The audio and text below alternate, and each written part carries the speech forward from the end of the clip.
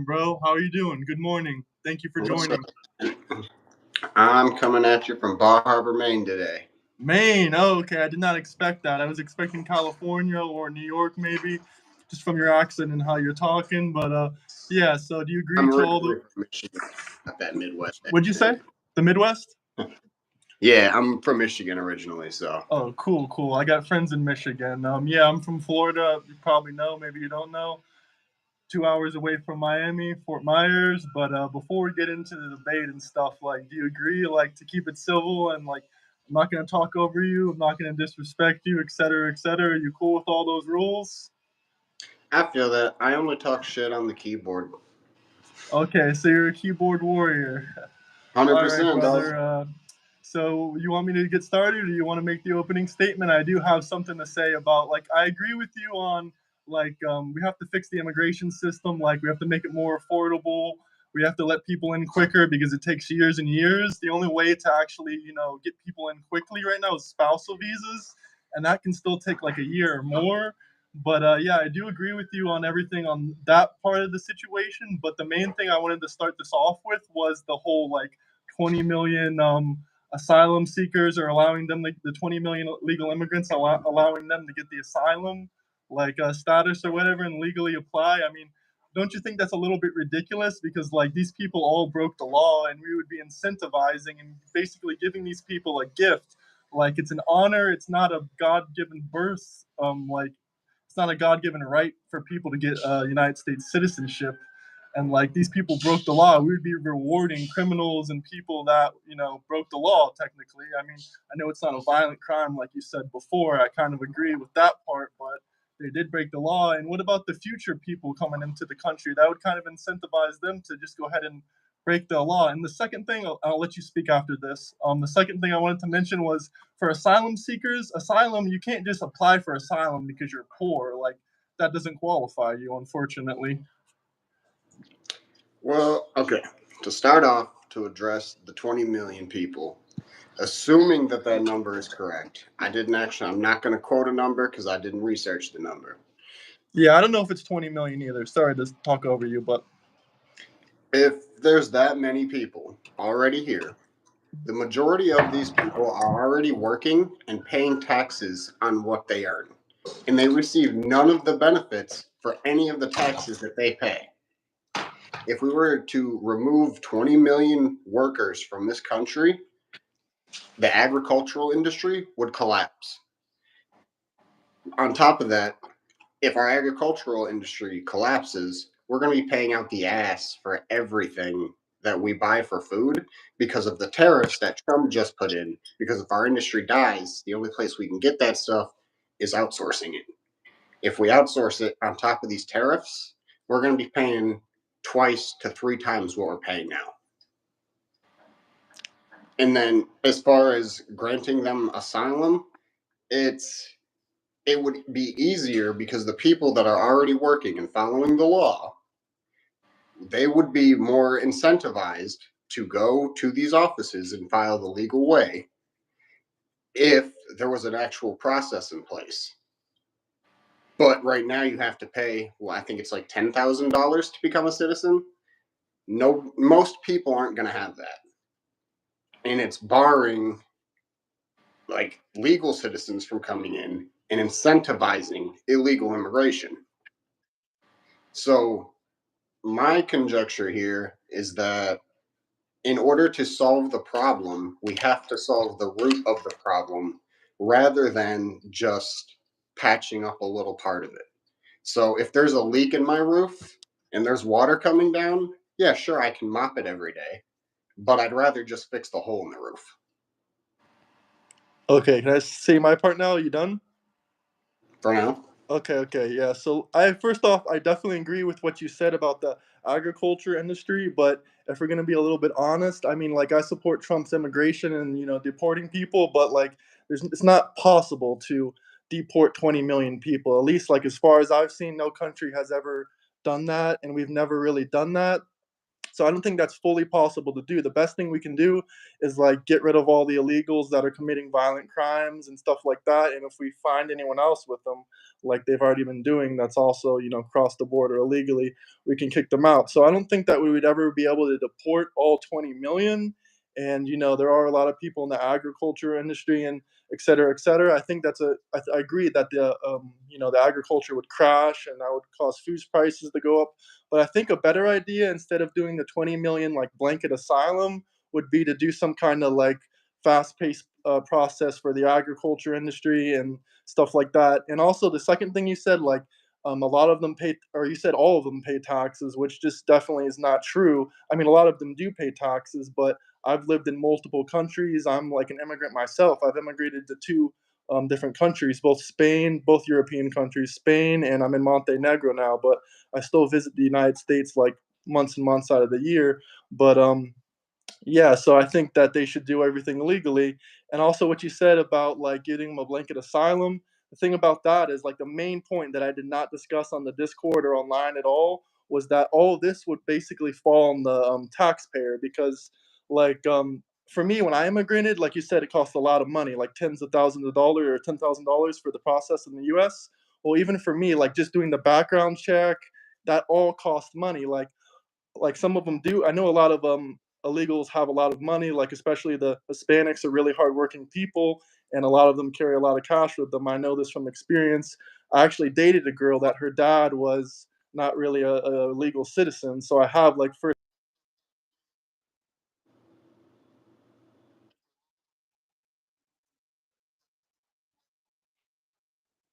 trying to make here is it would actually be a tax burden, because these 20 million illegals, maybe there's even only 10 million, let's say there's even 10 or 5 million illegal immigrants, all of these people would have to be processed into the system, like background checks. And that's a whole nother thing. Like these people that come from third world countries, a lot of their records aren't even 100% accurate because their government does not have accurate information on them. I don't know if you would agree on that. But another point that I would make is that this would cost a lot of money just for processing. So we would have to hire lots of new federal workers. These federal workers, you don't think we would have to hire new federal workers for 20 million undocumented immigrants? Who's going to do the work? Unless we literally hire the illegal immigrants to process their own documents, we would need probably thousands of new people to work and process all these documents. That's going to cost taxpayer money because these people are federal workers for the most part. And even if they do pay for their own background checks, even if they do pay for their own paperwork from their country, then most of them probably wouldn't, because they just don't have the money or wouldn't be able to, or they just would refuse to. I mean, there's a lot of good ones. They probably would. A lot of them would. I don't know what the percentage would be, but even 10% of them, they can't afford it, or they don't want to pay for their own documents, then that's going to rely on the taxpayers' money.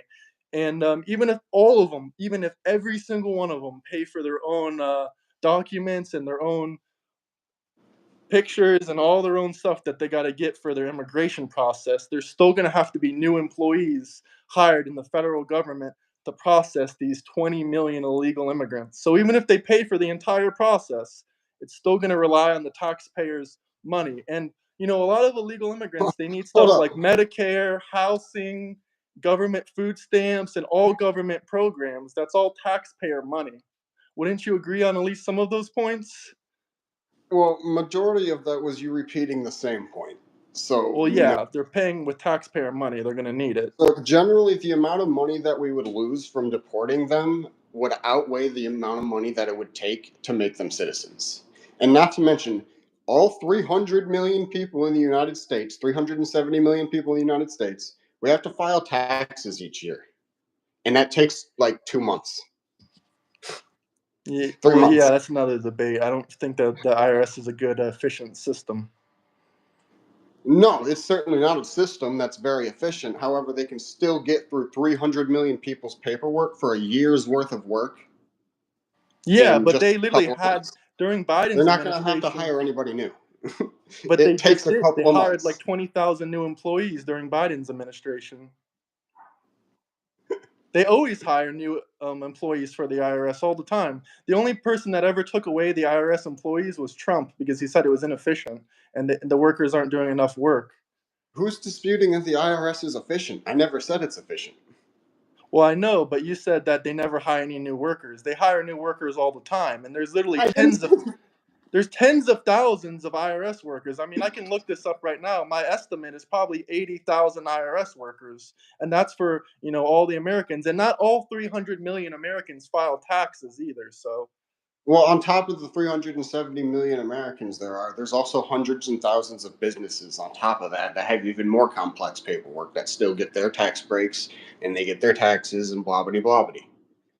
yeah, And no well, one's you're kind of disputing. proving Once my again, point I a never little bit. said that the IRS is not inefficient. It's very inefficient, and I don't think they should be continuously hiring more unless there's an actual like training system that allows for efficient work. But come on, the U.S. government is not going to do that shit. Well, did you support Biden because he's the one that added like 20,000 new IRS agents? So I support some of what Biden did, not all of it. No, not at all. What about Trump? Do you have any support for him? Even one policy, even one single thing? Um, the only thing I could say that sounded good, but in principle still would not work because, all right, to be fair, I'm not an economist, so I'm not smart enough to explain why. I'm not gonna lie to you. Someone But commented over 90,000 IRS employees. So, if there has to be 90,000 workers for the IRS, how many more workers do you think we would have to add for 20 million illegal immigrants to be asylumed and documented? That's probably why it costs $10,000. I mean, it's an outrageous cost. I definitely wouldn't want to be in that situation. It's not right at all. It's not morally right at all, but that's maybe why it costs so much. I would attest that it does not cost that much money to run a background check on somebody. It costs me $20 to get my hunting license in Maine. Well, for me I have to get a personally, background check in order when to I own a did my firearm. background checks, it doesn't cost that much money. You're right. Maybe like $100, maybe like $200 because it has to be apostilled by your home government. Like they have to apostille it, which means like a government stamp saying it's legitimate paperwork and everything. So maybe it costs 100 or $200. But like I said before, what do you have to say about like all the new added federal workers? I mean, the best argument I think you could make is that this would give a lot of people jobs, and all the federal employees that Trump fired, that they could get this new job. I mean, I guess that would be the best argument because really there would have to be new employees. There's no way the current infrastructure could process all of these undocumented asylum keepers and also asylum seekers, and also another thing to think about is what about the people that have already been waiting years and years in line? Like they've been waiting in proper line, they've been filling out the paperwork. Then all of a sudden we would give 20 million illegal immigrants asylum just like instantly after they put in their paperwork. Like that wouldn't seem fair for the people that were already waiting like 2 to 3 years and never entered the country illegally. We would just be giving the criminals, basically, whatever you want to call them, illegals, um, a benefit for literally coming in illegally, while people that are waiting outside the country for like 2, 3, 4 years waiting in line just get skipped, or waited all They that should be time pushed to just the for front of the them. line. Hmm? They should be pushed to the front of the line. They should be the first ones that we're granting that sweeping asylum to. Well, of course, I don't think they would get asylum though. They probably applied for like a proper visa. And like I said, you can't really Yeah. get asylum for being poor. I mean, I know it's not the best thing to say. It sounds like a horrible thing to say. I mean, I think we should help the poor people and stuff like that, but it's just not how any asylum works in any country in the world. It it's not just about being poor though. Like usually people from poor parts of the world experience the most violence and oppression. Oh no, I 100% agree. Like if you're running from a gang, and if you have like you're running from MS-13, that's a reason why you can literally apply for asylum. Like that's one of the reasons why. But being poor in general, like how El Salvador is like one of the safest countries right now in like South America because they locked up all the prisoners. I mean, I don't know why you're I'm laughing. not It's laughing true. at you. Somebody in the chat said we look cute and it made me laugh. Oh, okay, I didn't see that. But yeah, no, as I was saying, like, how El Salvador is like, it used to be one of the worst countries. And I think what he's doing there, I mean, a lot of El Salvador citizens, this isn't even US politics right now, so we're kind of going off the topic, but a lot of El Salvador's say, he locked up a lot of innocent people, like 5% were innocent people that weren't gang members or whatever, but a lot of people did get released, but they said it's making the country a lot safer. But now people from El Salvador, they can't apply for asylum anymore because it's no longer a dangerous gang-ridden country. All the gang members are in the prison now. So people from there can no longer apply. They don't qualify.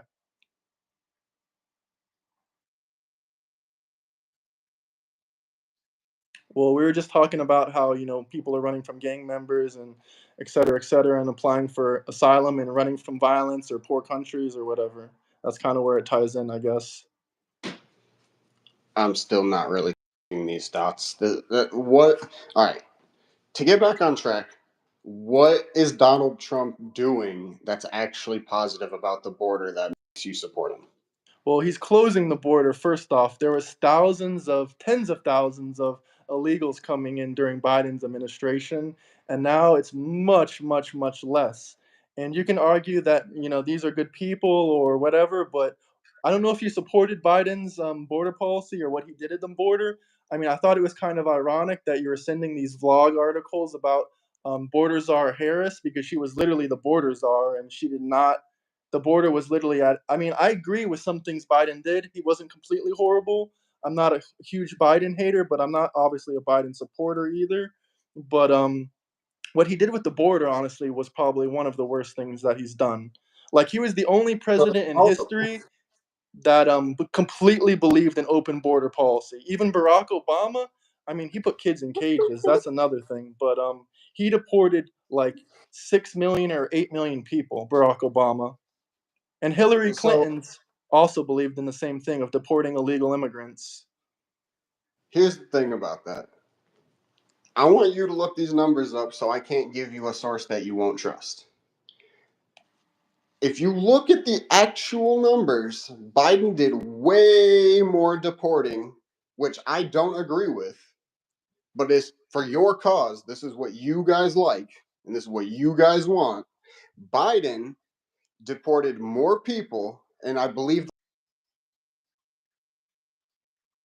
other president, including Trump. Obama did And more than Trump too, I heard. when he tried to pass the bipartisan border bill that was supported by both law enforcement and border patrol, the Republicans were told by Trump to block it because he needed something to run on. He didn't want the problem to be fixed. He needed a problem to run on. Okay, I have something to say about that. First off, how would Trump tell anyone what to do? He wasn't even president, he wasn't even in government. And second off, there's no proof of that. That was just something Harris said in her debate against Trump. I actually watched that clip this morning. She blamed Trump on that bill not passing. He was not in politics, he didn't have any political role. So if people want to take Trump's advice, even if they did do that, I don't believe they did do that. I think that's complete bullshit and just a rumor. If you have an article or if you have proof, you can show it now or look it up and send it to me later, whatever you want. But I've found no proof that Trump instructed these people when he was not even president or in government to do that. And second off, I do think that Harris or Biden, I mean, probably deported maybe more people than Trump did in his first term. But I also read that Obama deported more people than Trump in his first term. But Trump isn't like the biggest, like he's not the biggest on deportation. That's kind of a misconception about Trump. He's actually more focused on closing the border and stopping new entries of illegal immigrants because he here's another thing. You might actually support Trump on this. He said that for all the people that self-deport, he wants to give them the legal ones, the good people, he wants to give them a stipend so they can and help them come back into the country illegally, which means I don't agree with this personally because I don't want our taxpayer money to, fund illegals. But he said he's going to give them a stipend and help them come back into the country. And I brought this subject up to somebody else, and they said, "Oh, yeah, he's doing that to help the agriculture or something like that." They told me. I'm like, all right, I guess that makes sense, but I don't fully agree with him giving away taxpayer money to like illegals that entered the country illegally. But I guess if they self-deport, whatever, I don't know. If he did that, maybe that would be cool. Trump doesn't often do what he says he's going to do. I'm yet to see it really. Okay, well, I have something to say about that. I do think that the article you sent me, even though it's not a reliable source and you couldn't use this on an academic paper because it's literally from a vlog site or something like that. I do agree with like everything it says, about, Harris. Like, I like the ideas that it said about Harris and her border policy, but the only thing is, you're saying that Trump doesn't do what he says. I mean, Harris did nothing, and she was the border czar, she did nothing about the border, and everything in that article says, oh, she wanted to fix it. She wanted, like, she didn't try to instruct Biden. She didn't do her job as the border czar. Like, she literally did nothing. Okay, but like, so who had control of the House and the Senate under Biden and Harris? Well, probably the Republicans, but to be fair, literally look at Trump. They're trying to Wait, wait, wait, block wait, every. wait, wait. I wasn't done. I'm not done here. Okay, sorry. Who has control of the House and the Senate and the presidency right now? Trump, but who's trying to block every single border policy he makes? Judges and Democrats. See what you- He made executive orders. He didn't care about what the judges said. Just like when they said not to deport Abrego Garcia, he said, "Oh, too late. It's already done." So what is he doing? He doesn't care about, like, you can say, this is unconstitutional. Maybe it is, maybe it's not, but I think it's helping in our country. Holy hell! Do you not hear yourself? Like, you're Listen, contradicting yourself right now. I I'm don't not even an have to attorney, debate so I you. You're can't doing tell it you yourself. if this was unconstitutional or if this wasn't. But I'm just telling you what the Democrats are saying, that this is quote unquote unconstitutional. But to be fair, he already left the country when the judge gave him the order. What he can't He's a citizen of El Salvador. The president of El Salvador said that he doesn't want to return his citizen. So what can Trump do? He said So that he's first of willing to all, fly a jet there and take the guy back. The president said no. So maybe there's a little bit of a gray area. no, no. No, not a chance. I've never seen an article that said he had a dual citizenship.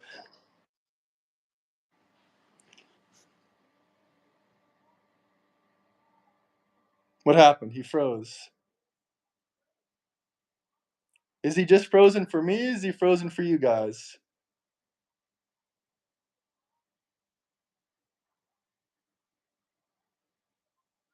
Well, if you guys can hear me, hit the like and subscribe button. I don't know what happened to him. He's frozen. He said, hold up, hold up. Okay, now, okay. All right, you're good.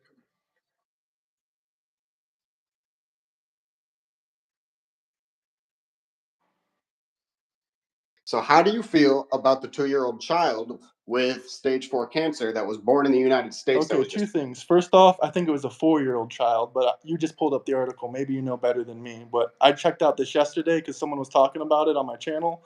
Yeah, I think it was a 4-year-old child. And two things I got to say. First thing is that the mother apparently said she wanted to bring the child with her.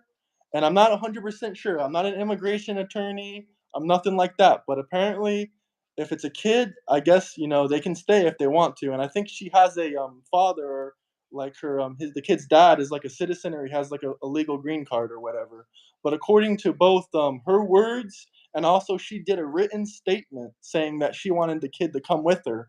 But I will say the Democrats said that they're trying to like manipulate her to writing things. I mean, I guess that's the best defense you can make.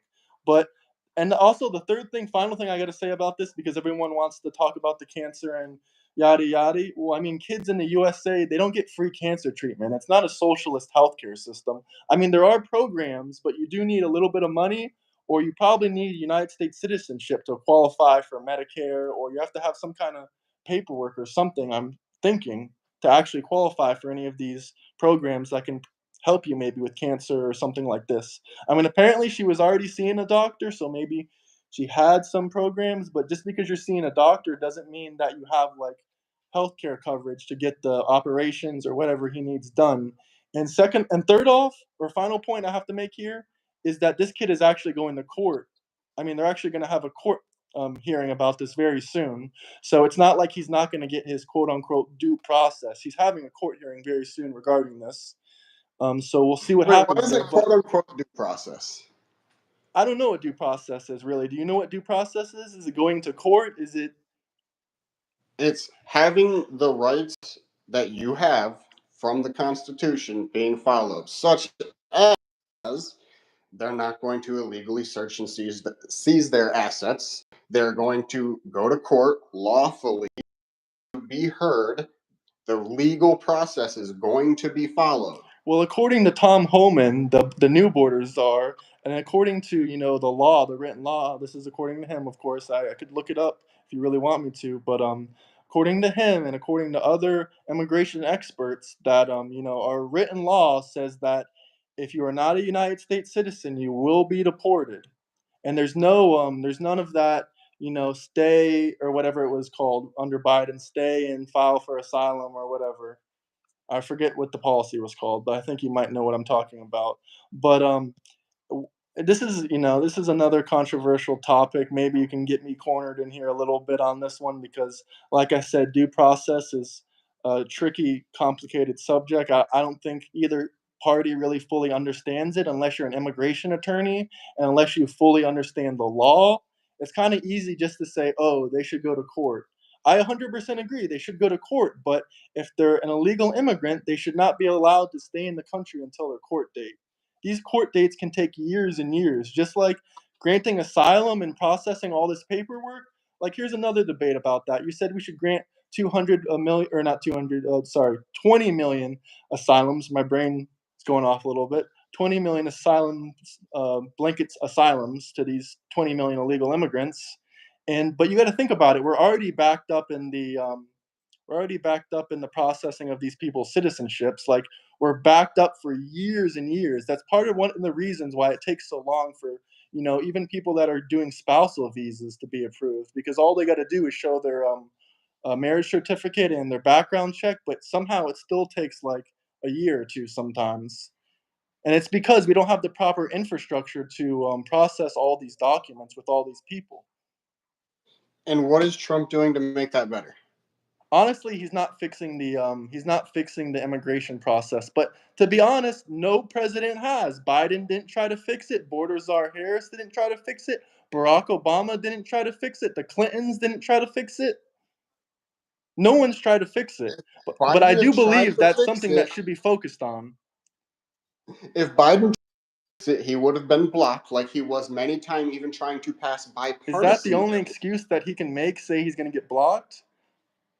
It's the straight up truth. One of them had the Senate and the House fighting them every step of the way. The three branches of government are supposed to be equal. That means if the president wants something but the other two branches don't want it, it's not going to happen. That's how it's supposed to work. Now, Well, Biden had the Republican Senate and House blocking him every step of the way. Trump has the House, has the Senate, has the presidency, and still is doing nothing. Well, to be fair, I mean, like I just previously said, there's been other presidents that both had the House and the Senate, and they did absolutely nothing. They're also Democrats. And also saying that Biden would get blocked just because it's an opposite party is really an invalid point. A lot of They Republicans can blocked the agree. bipartisan border bill. Yeah, well, that's another thing. We already talked about that. But just because you're a Republican and just because you're a Democrat doesn't mean just because you're opposite parties, you're going to block everything. That's not always the case in politics, just in case you didn't know. Like, it's possible for a Democrat to pass a bill with a Republican. You lagged out. What did you say?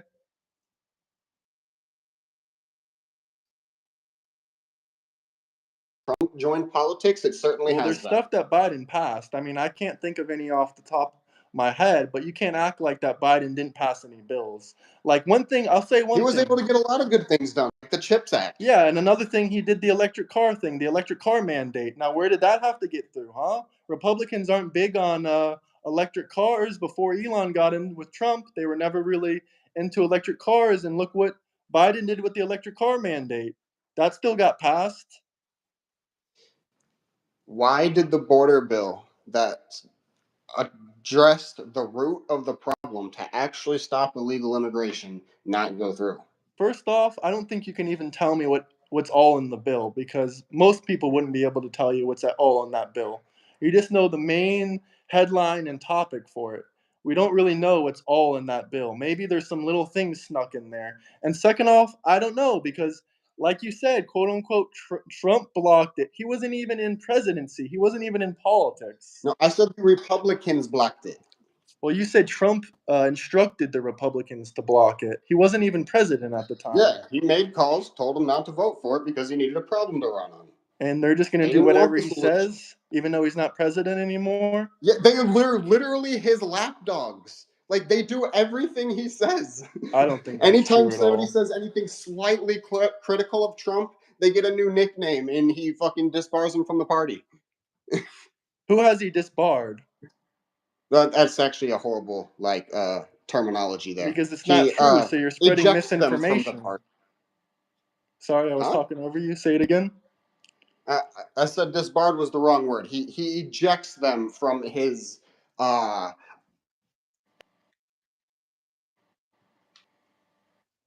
So he didn't disbar them. That was a little bit of misinformation you're spreading. I literally just said that it was the wrong word. I already addressed that. Disbarred would mean that they were a lawyer and they faced disbarment and lost their license to be a lawyer. That was a poor choice of words. So why should we incentivize the 20 million illegals in the country by giving them a blanket asylum? I'm still not carrying on with that. Don't you think that's going to Because cost the amount of taxpayer money? taxes that they already pay is more than enough to get that through and keep our agricultural industry.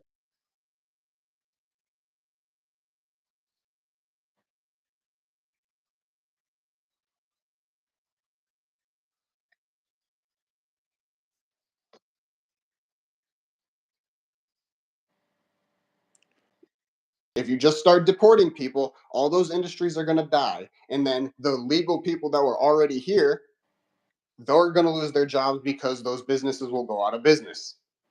Well, I don't So think you're all not of the just affecting businesses. the illegal immigrants by deporting them. You're affecting the people that were born here, that grew up here, because those businesses are going to die out and they're going to lose their jobs too. Do you not So you think understand? so you think all illegal immigrants run the entire economy in every single sector and every single business? Nope, I not would agree all with of them. agriculture, but first off, we don't even have any manufacturing jobs left in the United States. And if we did, I mean, we probably have a very small amount. And even if we did, they should go to American citizens first. I mean, personally, I would rather, if I was a young kid in high school, or if I had the option to work minimum wage for manufacturing or work at McDonald's, I'd probably pick manufacturing personally. I So those jobs should go to American citizens. Most American citizens don't want these jobs. Well, you're talking about people that are like in their 30s or 40s or 20s. I'm talking about like high schoolers and people that don't want to work at McDonald's. There's nothing wrong with working at McDonald's, but some people don't want to work around food. They rather work in manufacturing. I don't know what this has to do with anything, big dog. Well, we're talking about the illegals and why we should let them. And first off, let me bring it back to the main topic here. You said that their taxes would pay for all of this. First off, your taxes aren't supposed to pay for your immigration status to change. They're supposed to help the federal government and fund all the government programs and stuff. So even if they did, make enough money to actually pay in taxes, and most of them don't pay taxes anyway. That's kind of a huge misconception. No, no, no, no. You can't Not all of them work pay in the United taxes. States without paying taxes. Is that a joke? People pay in cash all the time, under the counter. Yeah, and that is illegal. That is an entirely Okay, it's separate illegal to problem. hire an Because illegal immigrant without citizens, do we citizenship. support citizens for doing that? Sorry, I talked over you. My apologies. What were you saying? Yes, people do that all the time. There's plenty of ways to make money illegally. But if you have a job, an actual job, then you pay taxes. Yeah, but to get an Not an actual unstable job, job, you would a need to job. be a legal citizen. It's illegal to hire an illegal immigrant. You realize that's also a crime as well, right? Working under the counter is a crime, but hiring an illegal immigrant in your business is a crime. Yeah, I'm aware of this. So both of those things are a crime. So why wouldn't they, if they're already breaking the law, why wouldn't they just pay them under the counter and pay them in cash? You think so? For example, a I'm just majority saying of the from my own people. personal experience. Like the area I grew up in, we have lots of Hispanic people working in labor jobs And I've seen these people firsthand. I grew up with these people. They all get paid in cash. And I do not think that they're paying taxes on that money. No, I mean, I I'm mean, from Florida. We have a huge Hispanic population and illegal population. And a lot of these field workers and a lot of these yard workers that work in lawn services and stuff like that, I mean, some of them do pay taxes. I'm not saying all of them, but I think it's a little bit unfair to suggest that all illegal immigrants are paying their taxes. I mean, all US citizens don't even pay their taxes. You expect me to believe illegal immigrants are paying their taxes? yeah, That's kind of because ridiculous. a majority of the illegal immigrants are basically people that overstayed their work visas. Most I don't know about employers, that one. I mean, I have another it's statistic for you, though, if you want to talk about articles. But what were you I saying? mean I'll let it's you yours, continue. but Well, would you like to talk about? I have the numbers pulled up right here on my other phone right here, and I already know what you're going to say to this. So, but I'll go ahead and make the statement. So, in 2024, ICE arrested 81,300 non-citizens with criminal histories, and it's 71% of the total arrests, which were 113,000 total arrests, and yeah, 57,000 assaults, 18,579 sexual assaults slash sex offenses, 2,894 homicides. Now, why should we let these illegal immigrants into our country?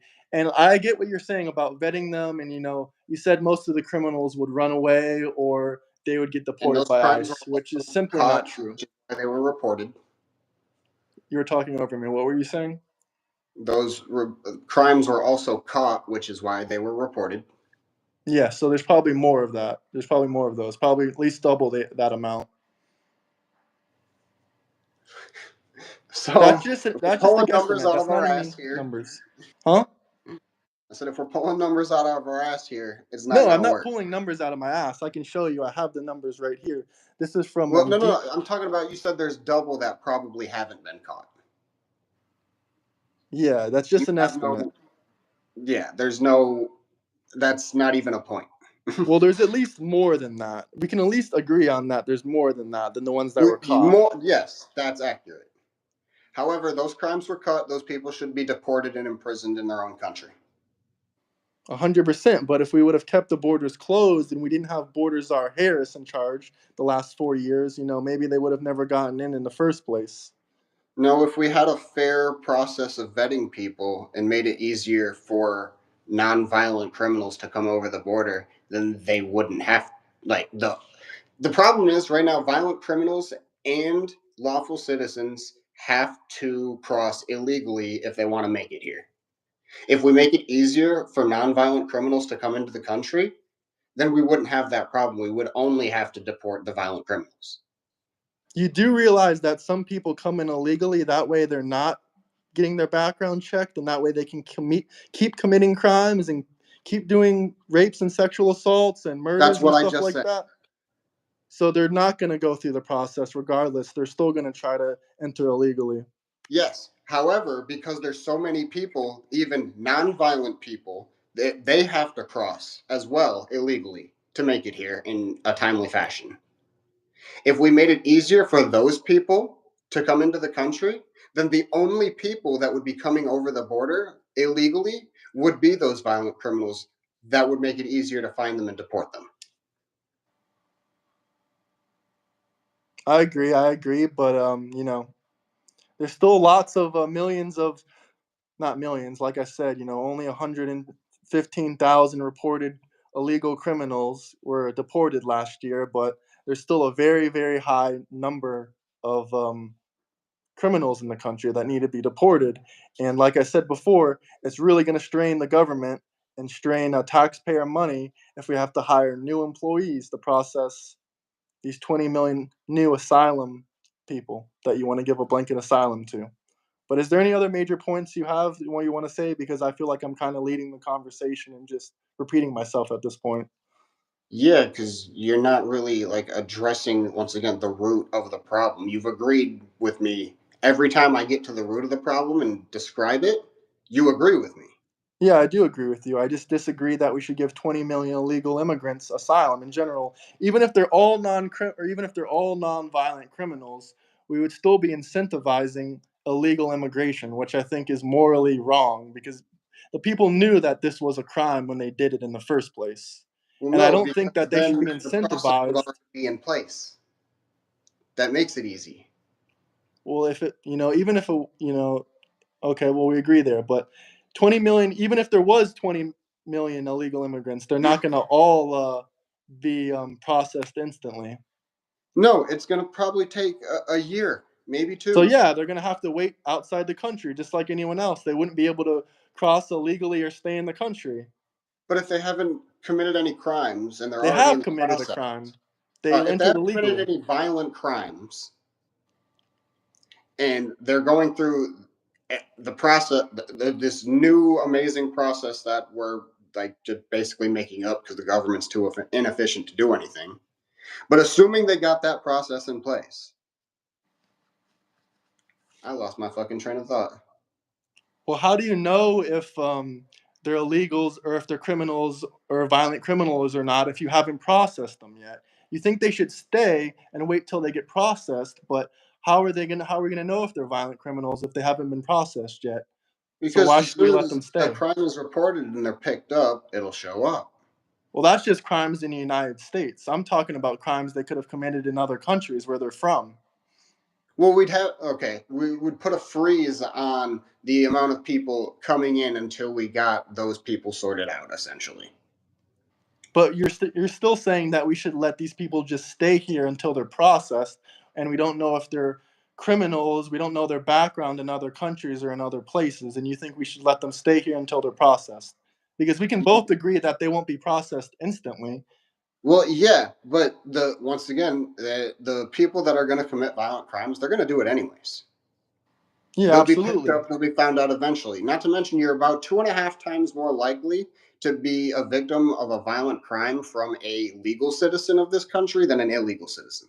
Okay, I'm glad that you brought up that statistic. I was honestly waiting for you to bring this up. That's a crazy statistic to bring up. You want to know why? Because there's only about 20 million illegal immigrants, and we don't really know the exact number. Like you said, there's 380 million Americans. That's 10 times the number. Yet you say we're only doing twice the amount of crime.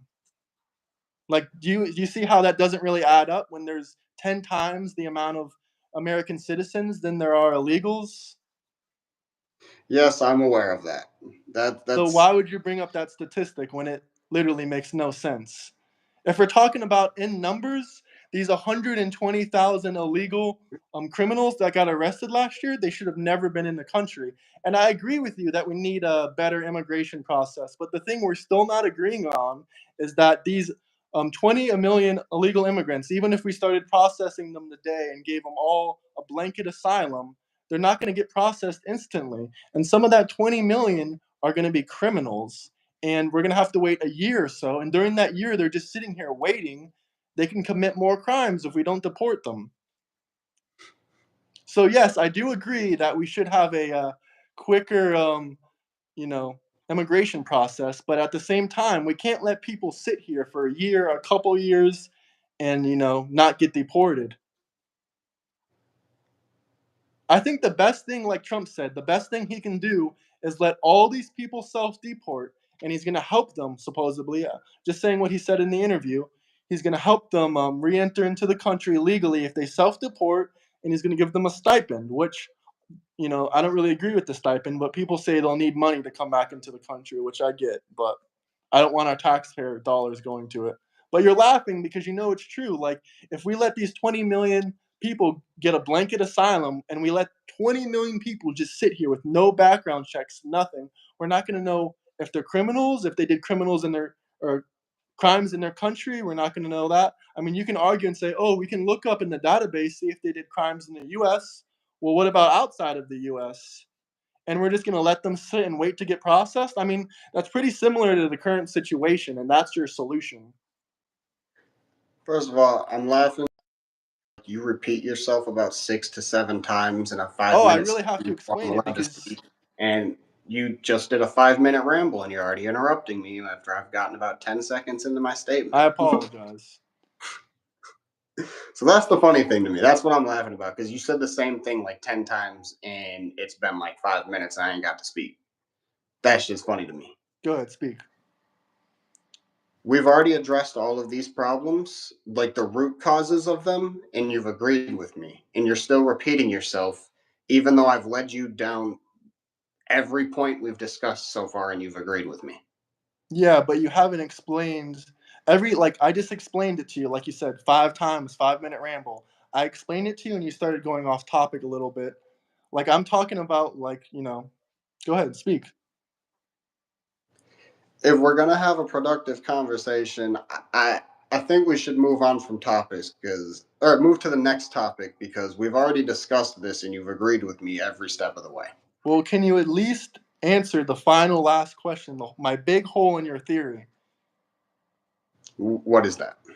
That if we let these 20 million people get processed, even if we gave a blanket asylum and incentivized these 20 million illegal immigrants and let them, live off our taxpayer money, get Medicare, free housing, everything like that, and paid for their processing with quote unquote their taxpayer money and whatever you want to say, they're not paying that much taxes, and a lot of them don't even pay taxes. Even if all that is true, we would still be letting 20 million illegal immigrants stay here until their processing is complete. They could be committing more crimes. That's pretty much the same situation. The only difference in your solution is that it would get processed in a year instead of 4 years.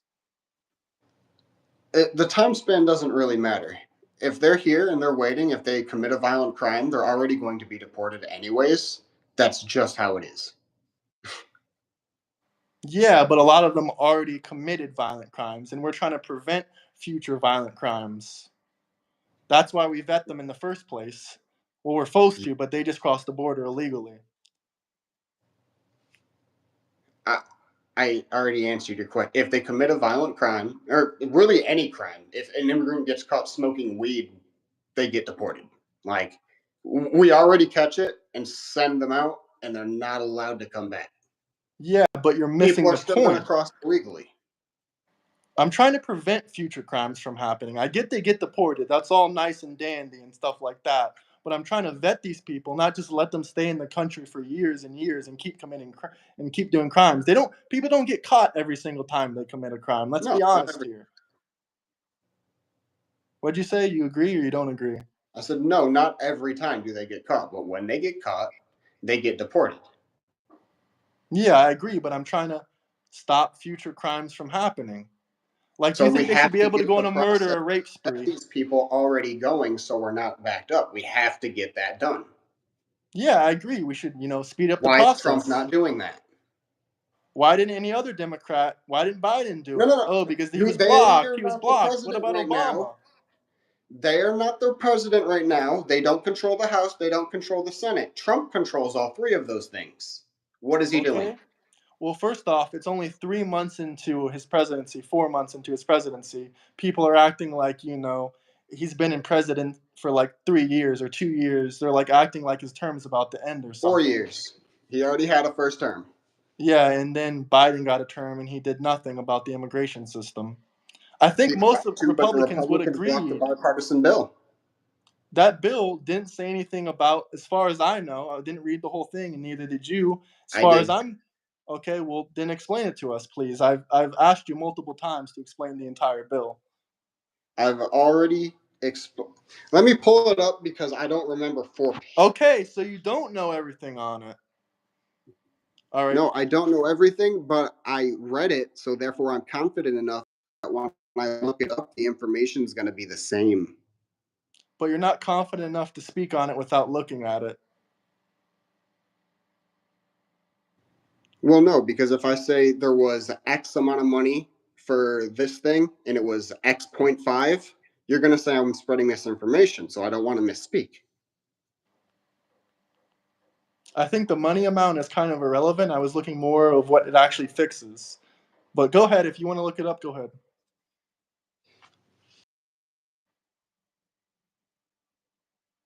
Hit the like and subscribe button if you guys are new here, by the way.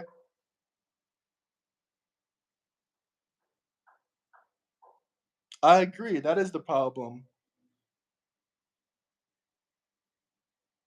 No, they never planned on deporting natives. They never said that. I think he can even agree with me on that. No, Trump said that he'd be fully open to deporting. Yes, but not natives. Yeah, but not natives. There's a difference between a homegrown criminal and a regular civilian native. I mean, aren't you up for sending these people to maximum security prison? I mean, he said he would only do it if it's legal, first off. Let's all get that clear. He said he would deport them to the El Salvador prison if it was legal. We're talking about rapists and grandma beaters. People that push grandmas in subways and hit them across the head. I think those people deserve to get sent to El Salvador, but he's still frozen for me.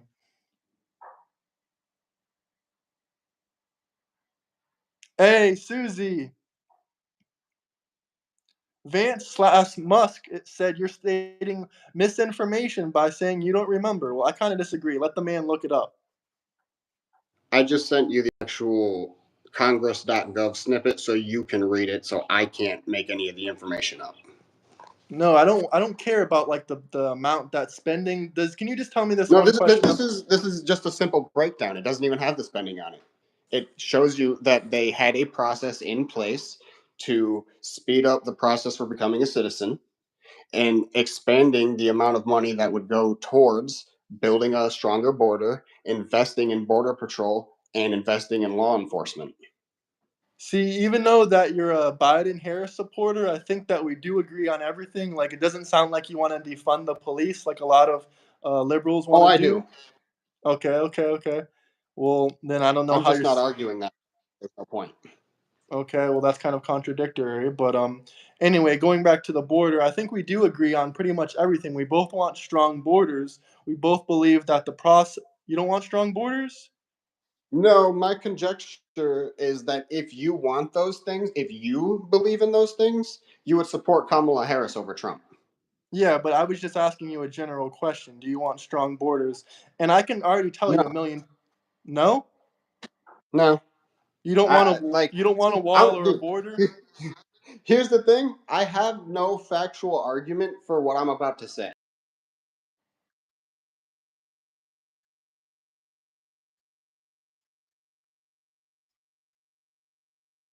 This has nothing to do with the debate. Well, funny enough, I agree with you, but that's only in a perfect world. The world isn't perfect. It's full of rapists and criminals. I would love every country to let me in without showing them my passport. I would love that idea. It really does sound like a great idea, but if I'm thinking logically here, that sounds like a horrible idea. But I do love that kind of perspective, but logically, if we had no border and no background check, then all these rapists and criminals would be coming for, your mother, your girlfriend, your wife, whatever. And it doesn't That's sound why like I'm a not good debating world to that me. point. Hmm? That's why I'm not debating that point. Well, then I don't know why you brought it up. This is a debate. But I mean, it's cool that you put some personal touch in there, I guess. I was responding to what you said. Okay, well, we could keep a logical argument going. So do you think that we should have a border or not? That's just the only question I'm saying here. On that question, my personal feelings are no. However, I'm aware that we have to have one. And if you want a strong one and like you said, an easier process for citizenship, then you would support what Kamala Harris was proposing as opposed to what Trump is proposing. Well, I did support what she was supposing, but she had 4 years as the border czar and did not try to do anything. I don't think she even made that bill you're talking about. Who even created that bill? Was that her? That was a bipartisan bill put together by members of Congress. Okay, so she had nothing to do with that bill, and she was the border czar the entire time. So we agree No, she but did she nothing. supported it and she voted for it, unlike the Republicans. Well, one more thing I have to say on this topic. Do you think that she did good as a border czar? Do you think Biden's borders were good? No, because they were deporting like hella people more than Oh, anyone else. I think that shit's authoritarian as hell. There is, I mean, you can say that he was deporting a lot of people and, record numbers, but you also got to bring up the second fact when talking about that: record breaking illegal immigrants entering the country. So when there's 12 million people entering the country in a span of 4 years, 3 years, then, there might be some record breaking deportations. Just a funny idea, maybe, but Where'd you get that number though? like I said, it's really hard to calculate, but we do know that I can probably research this. I can send the article, pull up the article. There's very little debate on this subject. Do you think any other president let as many as illegals in as Biden has? Like you said, we can't really track those numbers, but I highly doubt it. I would assume that number goes up a certain amount each year with the population in general. I disagree because we've seen how quickly the border crossings have dropped. Would you like me to look up how much the border crossings have dropped since Tom Homan has been border czar? Because I know for a Sure. fact they've dropped so much. All right, let's pull it up real quick and see how many border crossings have dropped. I'll let you know if I'm wrong. I'll let you know if it says that their record new breaking border. But I'm going to use a source here. This is a common source. Maybe you won't like the source, but it's not a mainstream news source or anything like that. Do you think ChatGPT is somewhat good for a little bit of information? I don't think it's perfect, but it can bring up some. I would assume that it depends on how you train it, because mine's fucking weird. I don't, I Mine don't is like weird mine. too. It's not always right. I can tell you that straight up. It's not always right, but I think it can bring It up does a some. decent job with fact. Okay, all right. Let's ask it. Since Trump got into office, how much have border crossings dropped or risen? We'll even put or risen, just to put it a little bit, just to word it a way you probably would like. They'll say that Trump hasn't deported as many people as Biden. I see a lot of even Republicans complaining about that.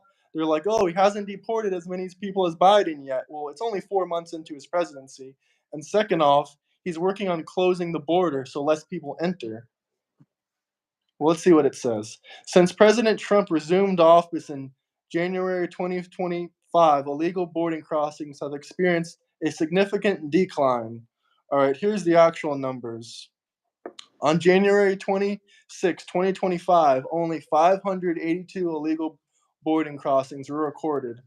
That's a decrease from 1,200 to 1,400 daily. So that's basically, they've been cut in half, if not more. It was about 1,400 to 1,200 daily, and now it's 582. All right, all right. For your side, that's a good statistic. And the first 100 days, we'll talk about that since it was just Trump's first 100 days.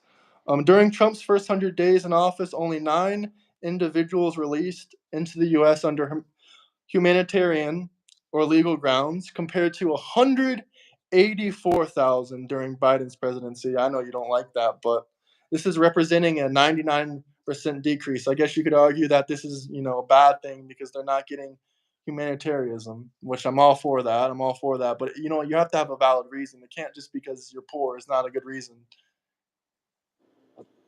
If someone's willing to work, why is being poor not a good enough reason, though? Like, Because if they that's want, not grounds for asylum, and that's no, not a not for asylum. humanitarian reason.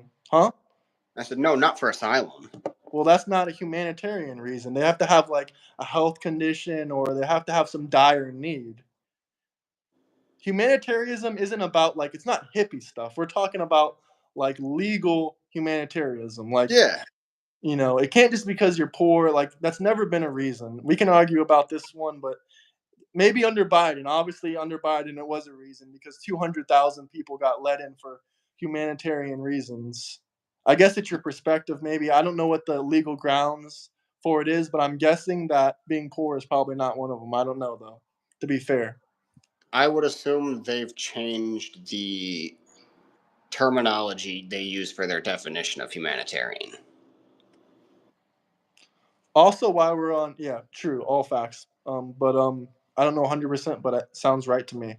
But also, while we're in Chat GPT, should we look up what was that one thing we were saying? Something about losing my train of thought again, like you were a few minutes ago. But something about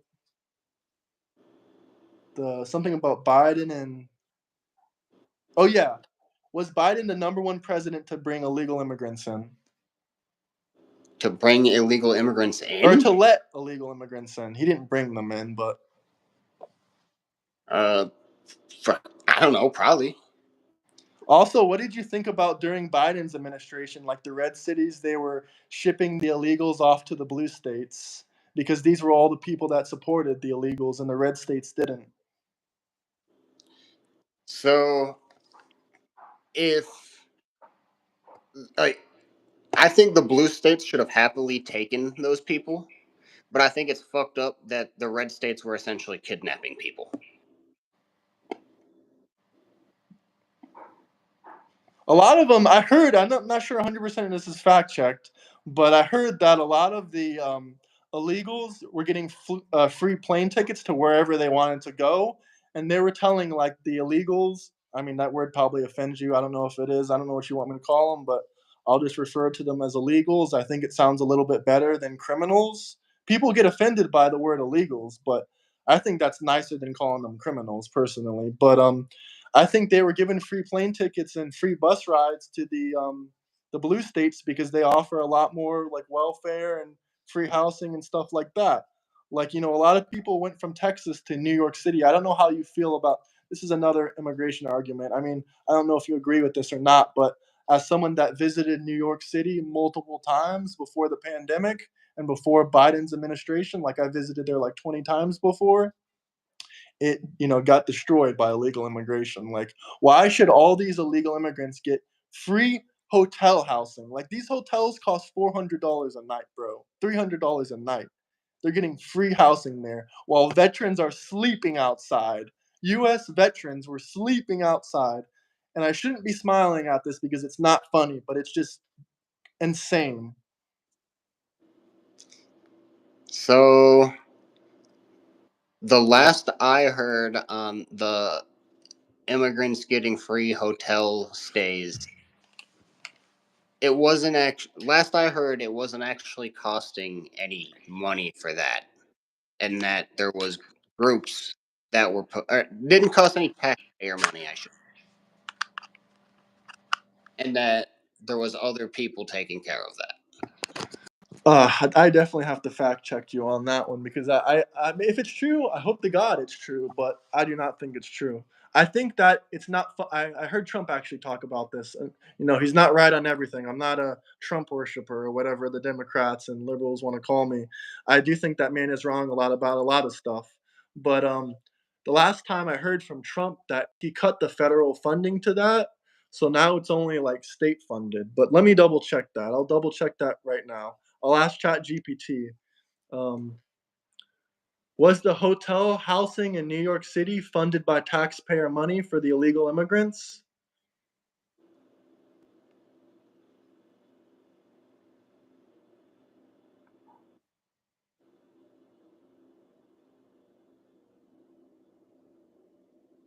Searching, searching, searching. It says yes, it was funded by taxpayer money. Yes, New York City's use of hotel accommodations to house migrants has been funded by taxpayer money since 2022. The city has entered into substantial contracts with hotels to provide temporary shelter for migrants, leading to significant public expenditure. What do you think about that? Actually, I think that's a really great use of money, but I know that for this conversation, how I feel about that doesn't matter. But that's not federal money anyway. That's the city's money. And That's still taxpayer money. And also, sorry, I talked over you. Go ahead. once again, are the people working there not also taxpayers? Interesting question. Well, first off, a lot of them are not taxpayers because most of these people just got to the country and a lot of them don't have jobs. Because if they had jobs and a social security number, they can just get like the normal welfare housing and stuff like that. And personally, I don't think it's a bad use of money, like necessarily, if this was a fair world. Like if the New York City veterans, all the veterans in the army, people and everyone that was homeless in New York got the same thing, I would say, okay, fair is fair. They all get the free housing. But since it's only the illegal immigrants and the New York City veterans, people that served in the army for the country, the Marines, the Navy, whatever they did, all the other branches of military, they don't get anything. They haven't gotten help from the government in years, if ever. I mean, maybe they get, food stamps or something like that, but they're not getting free housing in 4 or 5 star hotels. And second thing is, I don't think it was really necessary to put them in 4 or 5 star hotels. They could have been like in a Motel 6. I mean, if I can stay in a motel like that, then why can't they?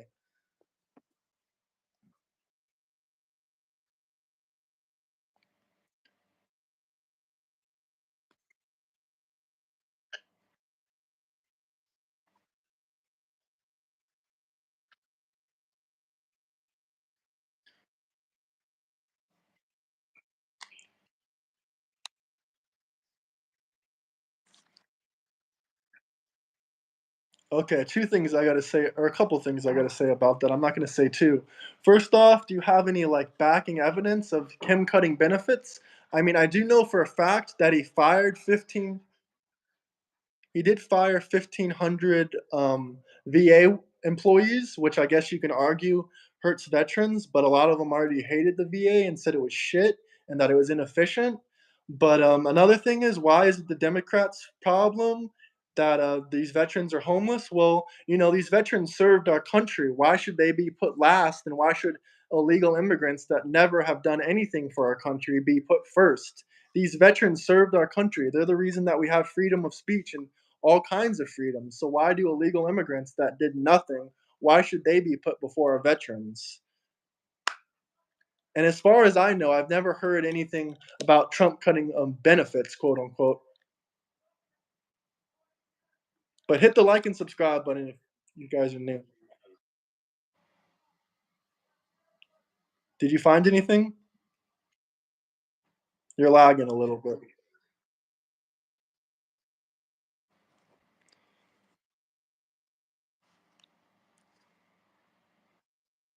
Hello, I can hear you.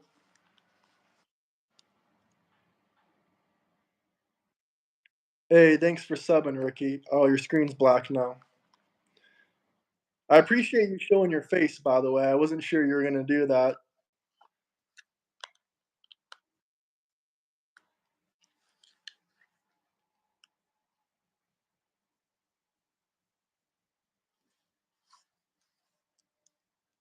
Yeah, he's frozen again. I think he's looking up his facts. He's trying to say that Trump cut the VA or cut not the VA. He did cut the VA. He's trying to say they cut veterans benefits or something like that.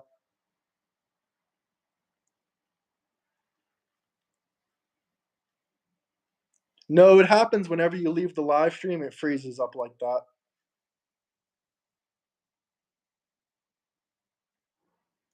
I'm not personally abusing this guy. That's not why I said he should show his face.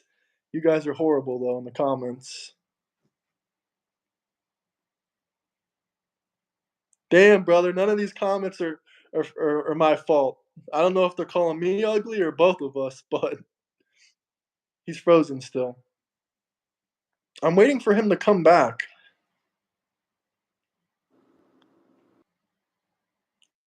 Phone's not having a good time switching phone or switching screens, but there's part of it. There's also He froze again. Everyone hit the like and subscribe button.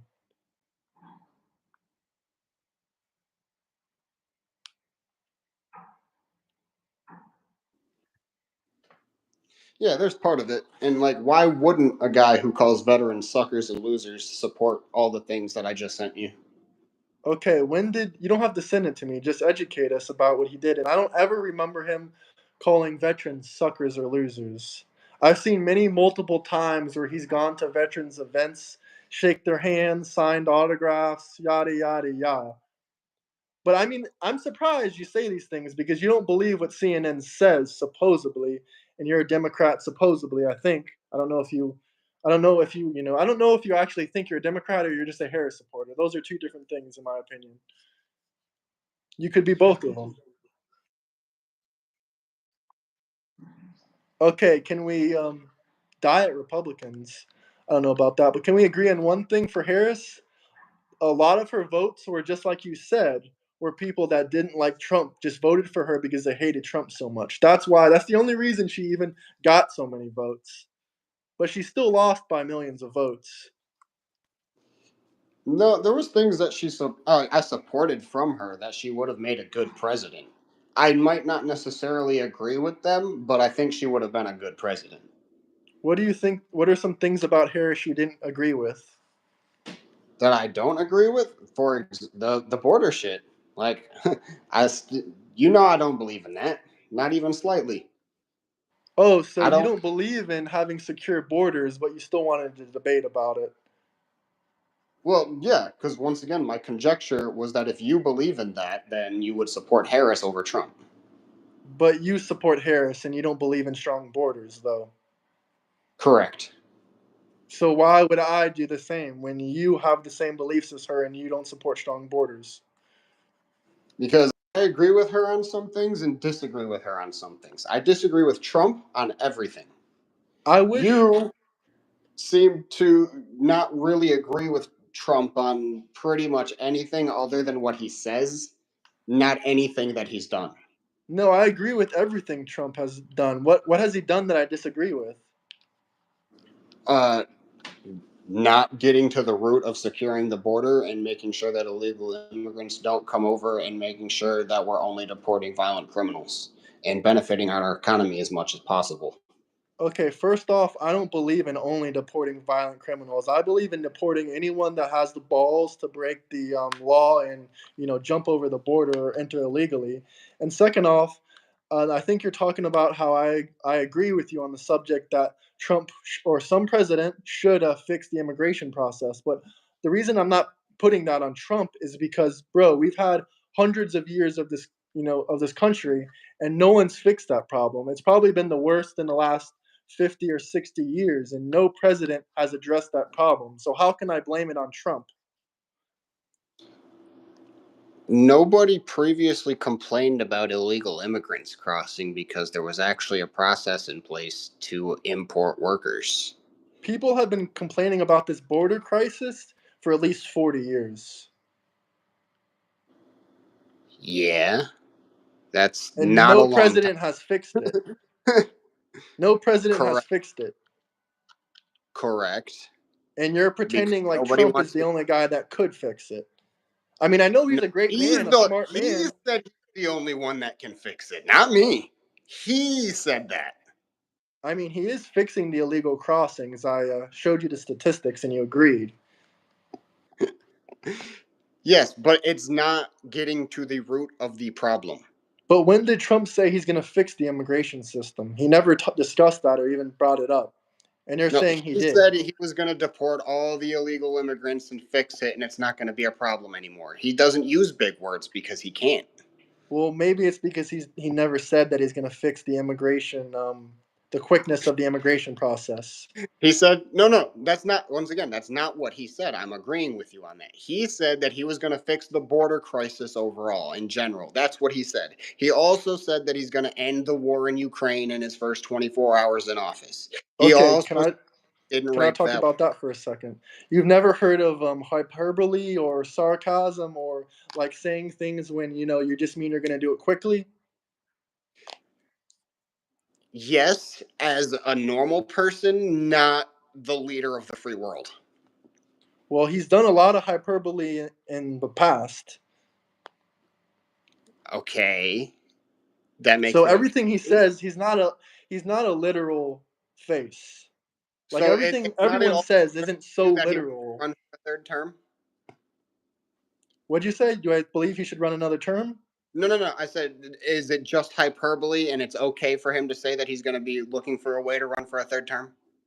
Um, Not hyperbole. It's more like trolling. He loves trolling the liberals and the Democrats because they're spreading so much information.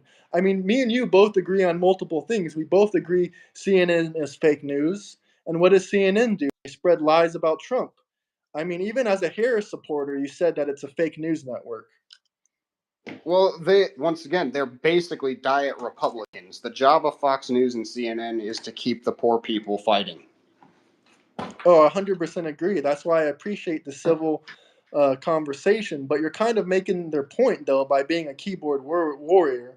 But if you're going to be a keyboard warrior, you could try a little bit harder. I mean, spam in my comment section was just hilarious. I mean, it, it it gets attention to get to the actual conversation.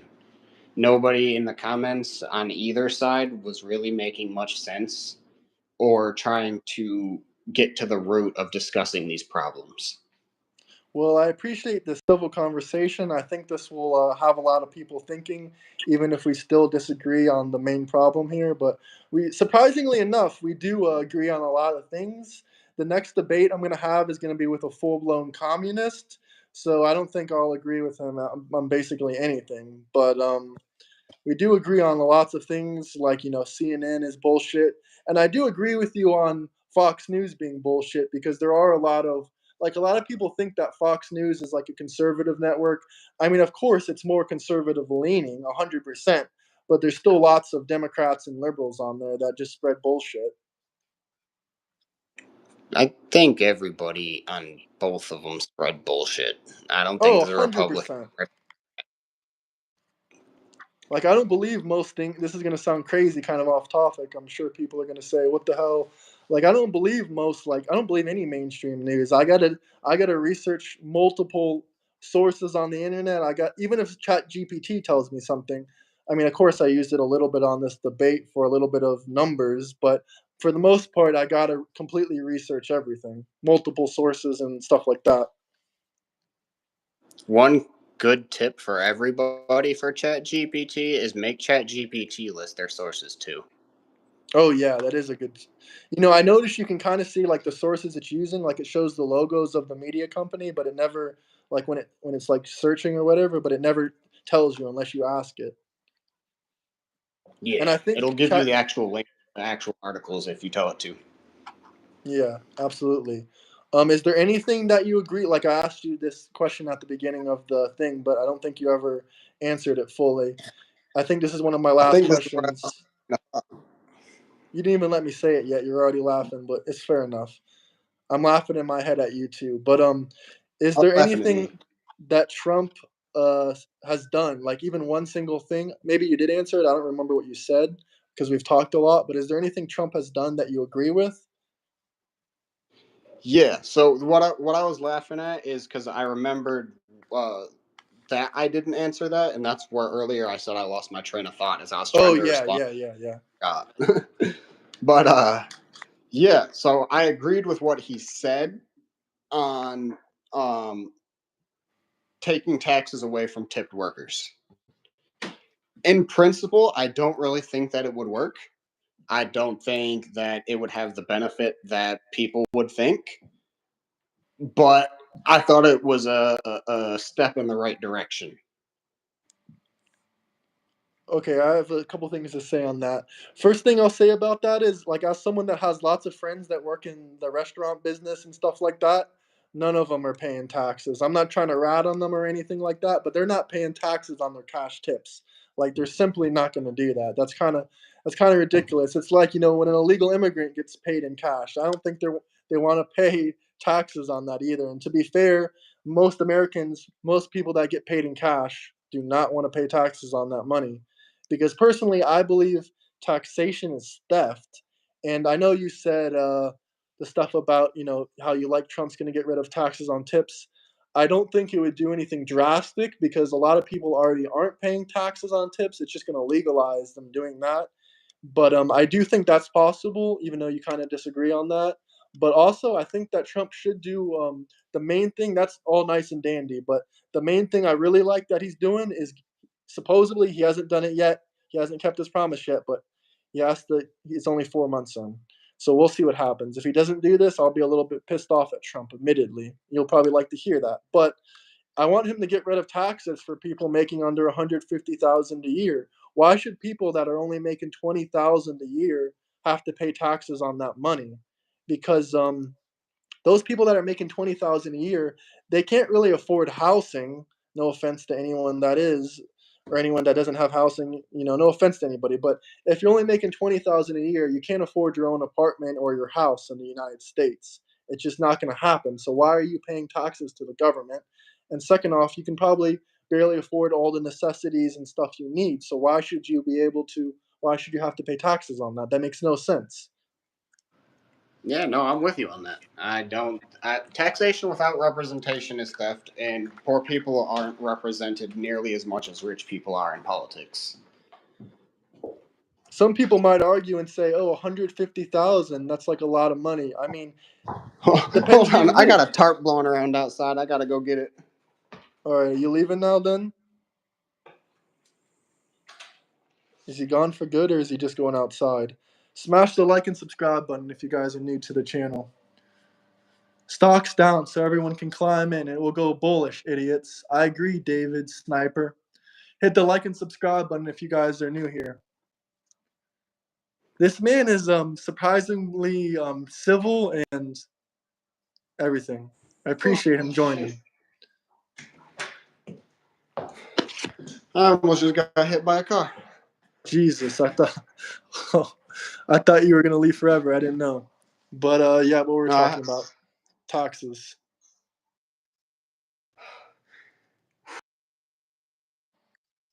Yeah, I was saying like $150,000. A lot of people might say that's a lot of money or whatever. But if you're living in California or you're living in one of those states, I mean, in some cases, I mean that sounds like a lot, but rent is really expensive in some of the blue states like California. Like that's actually not that much money to people in California and stuff like that. Pretty much any big city these days, Yeah, exactly. And yeah, I think you're completely right on that. I don't think that the poor people should be the ones paying all the taxes with none of the benefits.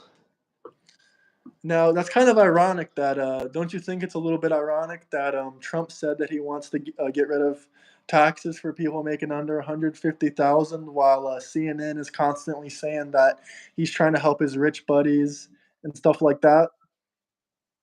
I don't think it's ironic because the numbers that were published, his actual plan that he wanted to put in place and is in place, the taxes are going to keep going up for the poorer people I think until 2027 or something like that, and they're going to be going down for the people making over $400,000 a year. I don't know if I believe that either. I'm going to need a source. ChatGPT, baby. All right, ChatGPT, what do you want me to ask this thing? Who benefits the most from Trump's proposed tax plan? Has it been passed?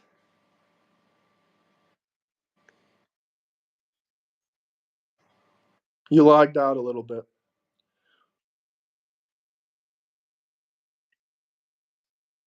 Proposed tax plans passed in his first term that is not benefiting us at all. Well, I remember his first-term tax policy. Like some of my family members that were making around 150,000 to 170,000 a year, their taxes went down significantly, and they weren't making anywhere close to 400,000 a year. Temporarily, but as the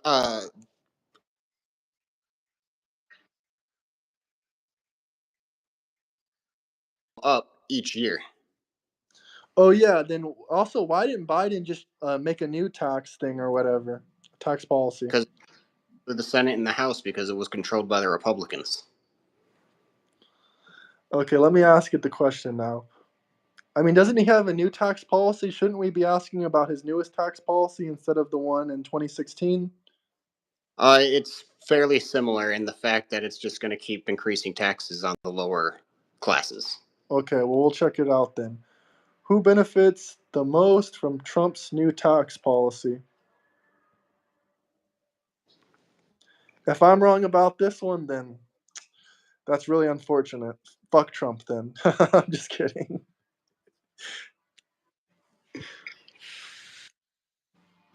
No, but really, that would be unfortunate. It's one of the worst ones.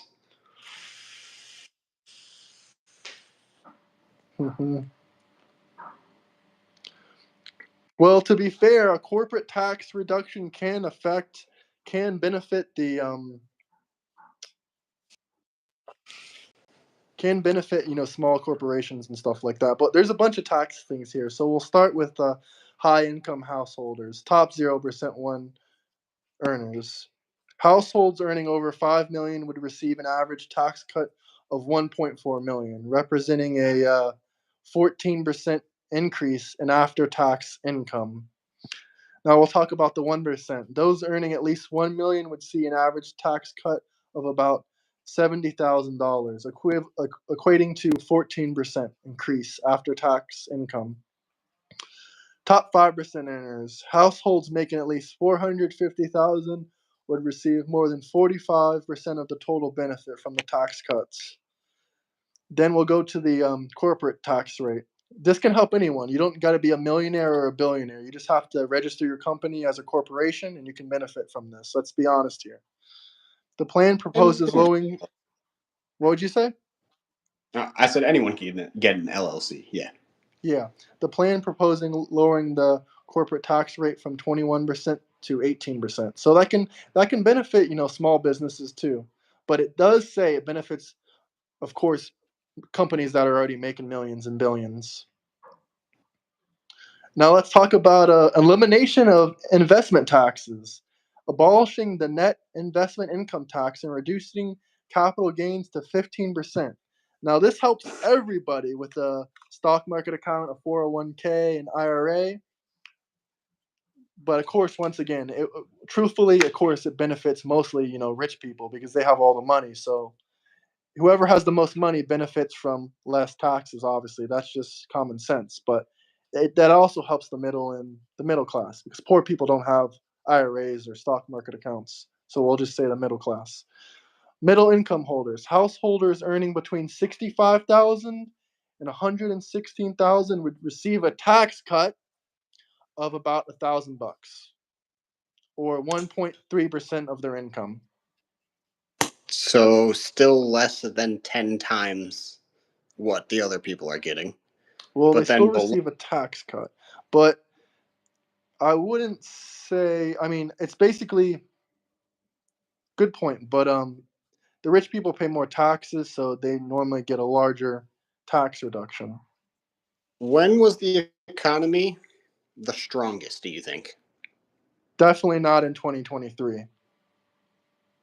It was the strongest post World War II to about 1970 ish. Yeah, 1950s. Yeah, the rich back then, I believe it was on anything over 250,000. Could be wrong about that number.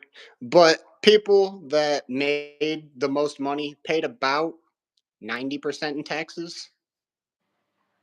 I don't know if And that's then true went either. down from there. Possibly And that's true. when the economy was doing the best and people could work a single job and support their family and buy a house. It was as it would now be called socialist. Well, if you're talking about the rich people paying 90% of their income in taxes, I think every businessman in the U.S. would leave.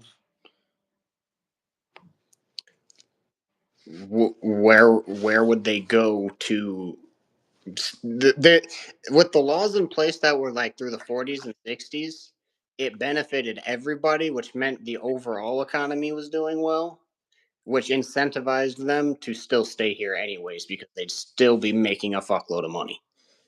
Well, we live in a different society now than the 1950s. I do agree that the rich should pay more taxes and poor people should pay less taxes. I mean, but majority of the rich people are paying all the taxes. Let's just be honest here. But yes, they should pay more, and the poor people should pay less. If you make more money, you're going to pay more taxes than the poor people. It's based on income. If you make more, you pay more. But of course, the tax rate's lower. Even the tax rate's technically lower for the rich people in some cases, absolutely. But the amount And of some money they makes them pay more. most of so no because so you know the analogy earlier about the you're more likely to be a victim of a violent crime from a citizen, like 2.5 times more likely. Which I proved to be statistically misleading. So in that same way, if you're going to use that logic, It has to hold true in every situation, including this one.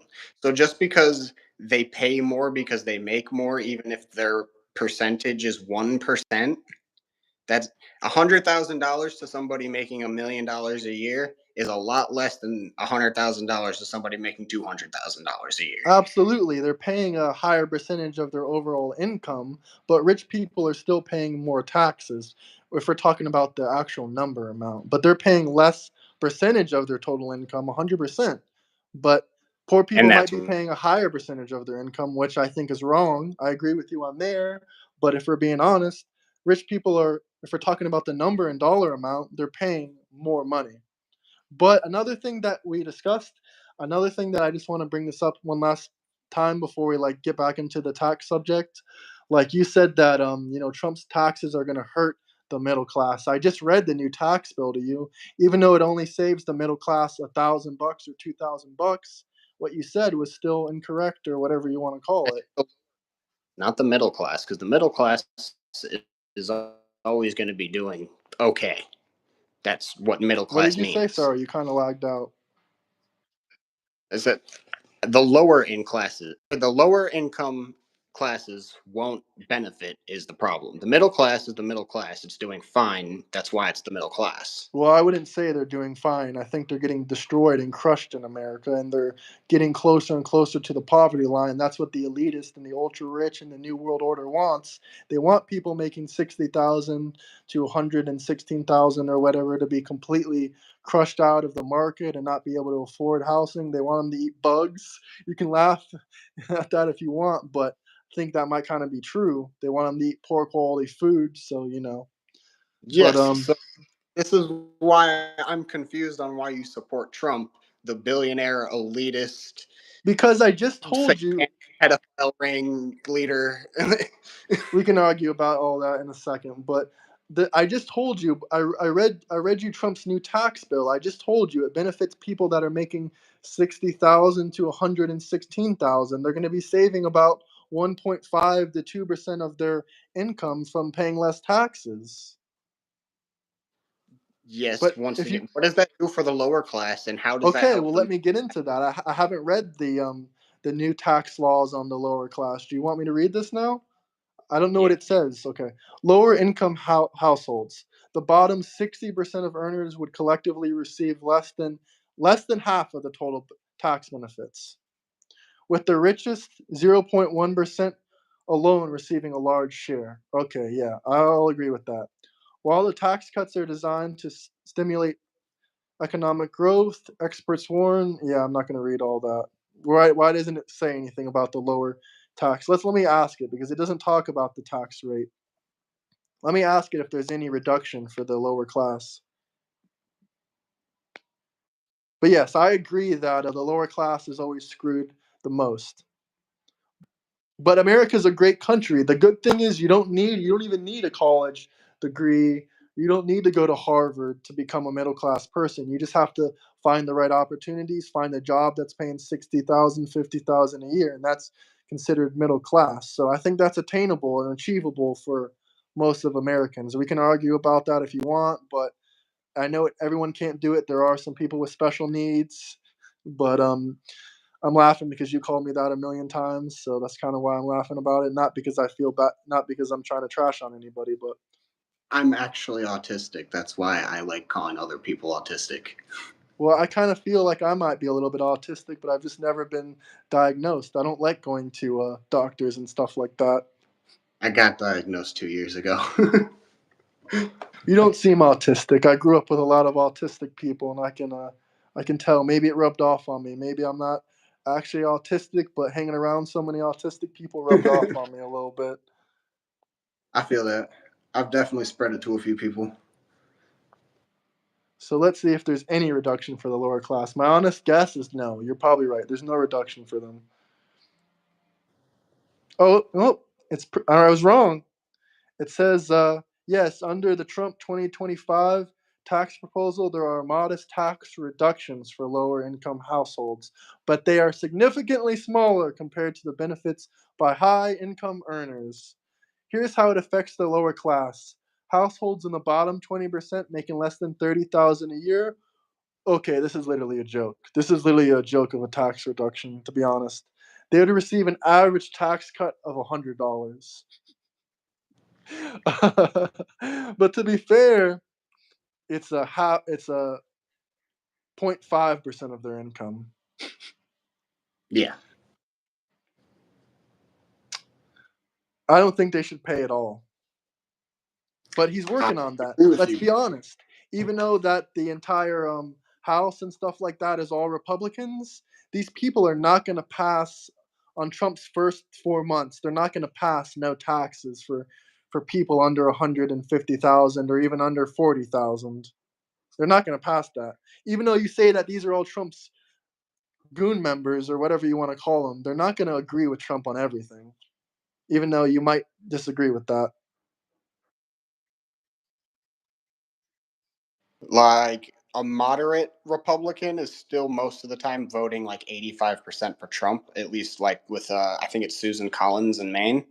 She claims to be a moderate. She pushes back on Trump, but she votes along with him about 85-90% of the time. Whereas a moderate Democrat is likely to go against party lines about 50% of the time. But don't you? Well, I agree. Probably that's probably statistically right. But don't you agree that all the Republicans would completely, even if Trump tried to convince them the maximum, they would probably all push back on a tax bill, getting rid of taxes for people making under 150,000, because every single one of them makes 174,000 a year. So they're right above that threshold. So they wouldn't benefit from it at all either. Yeah, they Even if they are Republicans, they wouldn't agree with Trump on that. they wait. What do you mean agree with Trump on it?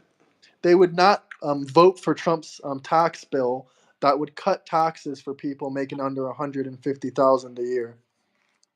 Oh, their salary that they get from being in office is the only income any of them have. They're Oh no, all they're all insider. millionaires. They're all Yeah. multimillionaires. But their income alone from that job is 174,000 a year. That means they wouldn't qualify for that zero tax exemption.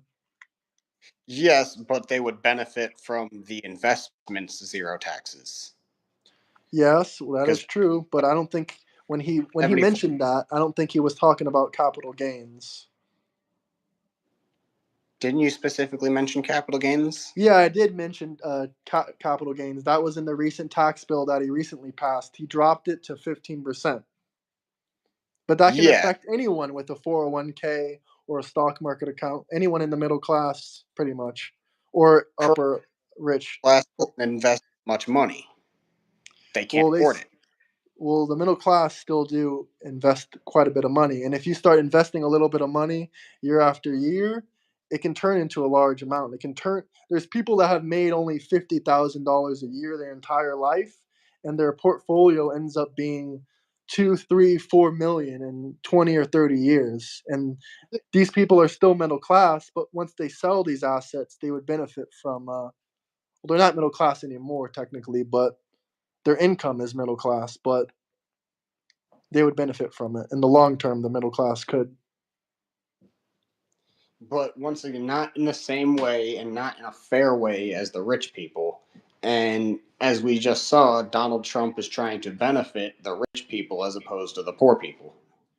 Well, I do agree once again that the rich are the ones getting the most tax cuts, but I completely disagree with your initial statement saying that it was only hurt. You said it would hurt the middle class and it would hurt the lower class, and you said that it increased their taxes. Actually, you said it increased the taxes for people making like 100,000, 150,000. You said, oh, in 2027 it's going to increase it to blah blah blah. I haven't found anything to support that theory, and what I've read so far, it doesn't really benefit them too much because the people that are the middle income earners are only saving 1,000, 2,000 on their income taxes.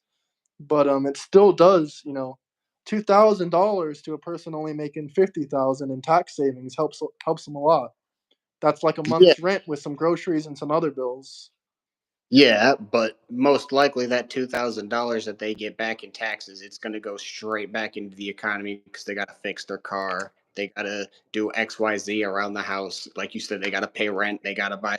When a rich person gets their taxes back, they just get a new fucking car, they get a new yacht, they get like Well, let's be it's honest two here. Most rich people don't pay taxes in general, so these tax cuts and tax things are completely irrelevant to the ultra rich because even if there was high taxes in the United States, you probably would love this for rich people. I would like it too, but let's be honest here. They're just gonna incorporate their business in the Cayman Islands where there's virtually zero taxes. They're gonna run all the banking and all the money into the Cayman Islands, and they're just going to pay 0% tax like they do now. So it's not really going to help the situation if they increase the tax bracket. And if the U.S. says, and even if the U.S. did, I never finished my thought on this, by the way. You were saying about the 1950s and how people were staying in the country back then. Well, we live in a different society now. I don't know if you noticed that, but like all the crypto bros and all the retarded rich people on Twitter, the reason they're all leaving the country and traveling around the world is partly because of the tax system in the US. Like nowadays, you can hop on a jet and start a whole new life in 6 hours, have your apartment, you have a house, you have a new car. It's just like that. Back in the 1950s, there wasn't the internet. You couldn't just call people and set up a whole new life in a couple hours.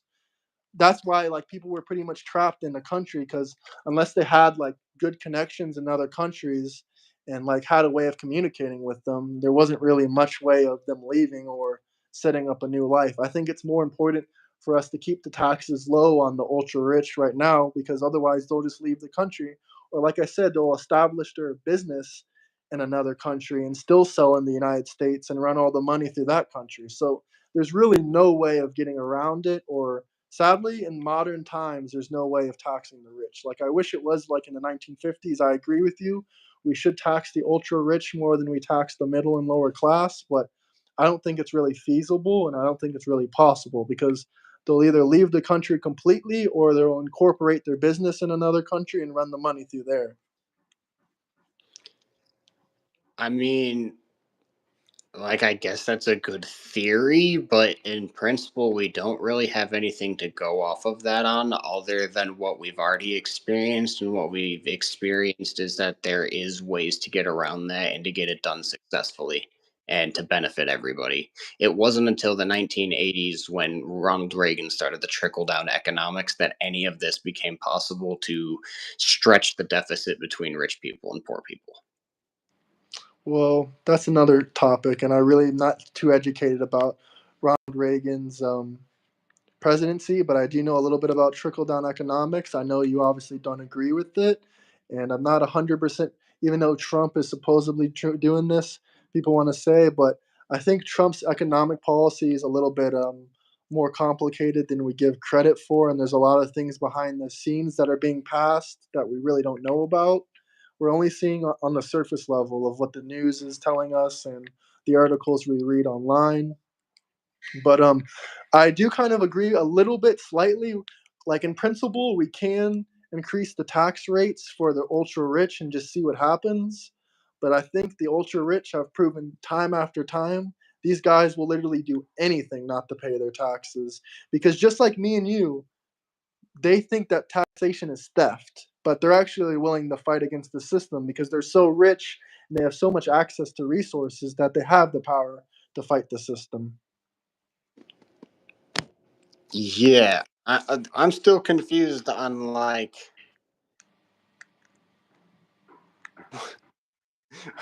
if you believe everything that you're saying, why do you believe in Donald Trump? Because he is like the root of most of these problems. Well, At if you can explain why he's the root of these problems, and then I'll tell you why. allowing for corporate corruption to run rampant. Instead of addressing the problems that we just said were problems, only benefiting the ultra rich, or mostly, I should say, benefiting the ultra rich, then if those are problems, why would you vote for the guy that is increasing those people's power as opposed to the people that want to decrease those people's power? Well, first off, I have two things to say. First off, I don't see any way that he's quote unquote increasing their power. And second thing I gotta say is because I think Trump is smart enough. I mean, he said this multiple times, and like you said, he talks like a dummy or like an idiot in simpletons terms.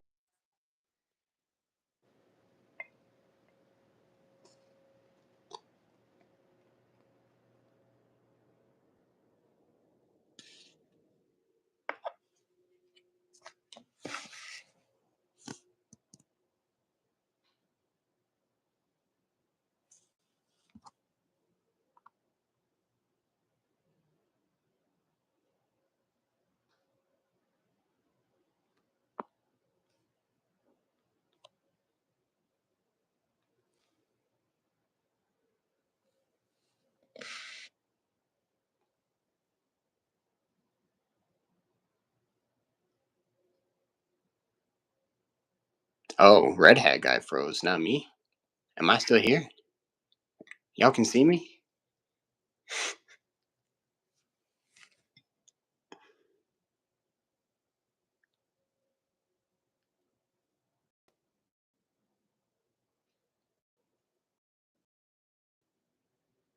Well, shit. I don't know what happened to that Yes, fella. are you Oh, still there? Yeah, sorry, my there he is. phone is literally overheating. My phone literally just like said, "Warning, warning, hot." I took off the case and put it Oh, in the fridge for a second. Funny enough. But yeah, what was I saying? Oh yeah, Trump is basically like a smart enough guy to realize, like he said in idiots terms, simpleton terms, that all these business people would leave our country. Like he's trying to bring business back into the country. The ultra rich, they don't need to stay in the United States anymore. If you haven't noticed, all these crypto bros and entrepreneurs are all leaving to Dubai because they have a 0% tax rate. There's multiple countries that already have 0% tax rates, especially for the ultra rich. And these are the countries that are gaining all the ultra rich people. And unfortunately, the best thing that we can do is just keep the taxes like lower for them. I mean, you can argue that these people are corrupt and stuff like that, but don't you think big companies like Walmart and Marathon and all these gas companies that hire all these employees, don't you think they create some new jobs at least a little bit? I mean, I know they're not making millionaires off working at Marathon, but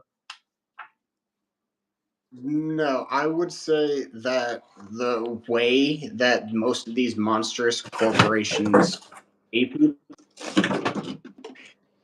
just enough to keep them alive, but not enough for them to build a life. not enough for them to have a life. You No. sound like a borderline, maybe not a communist, but like close to it. Well, I'd say I'm pretty close. Like you said, like you want to hurt these companies that are going to get rid of millions of Americans' jobs, but at the same time, you want to bring these illegal immigrants in, and we can't kick them out because it's going to hurt our agriculture. We can't kick them out, but you want to get rid of millions of Americans' jobs because they work for a company and the CEO is a billionaire. No, no, no. I want to tax the executives of that corporation and also force them to pay their workers a livable wage.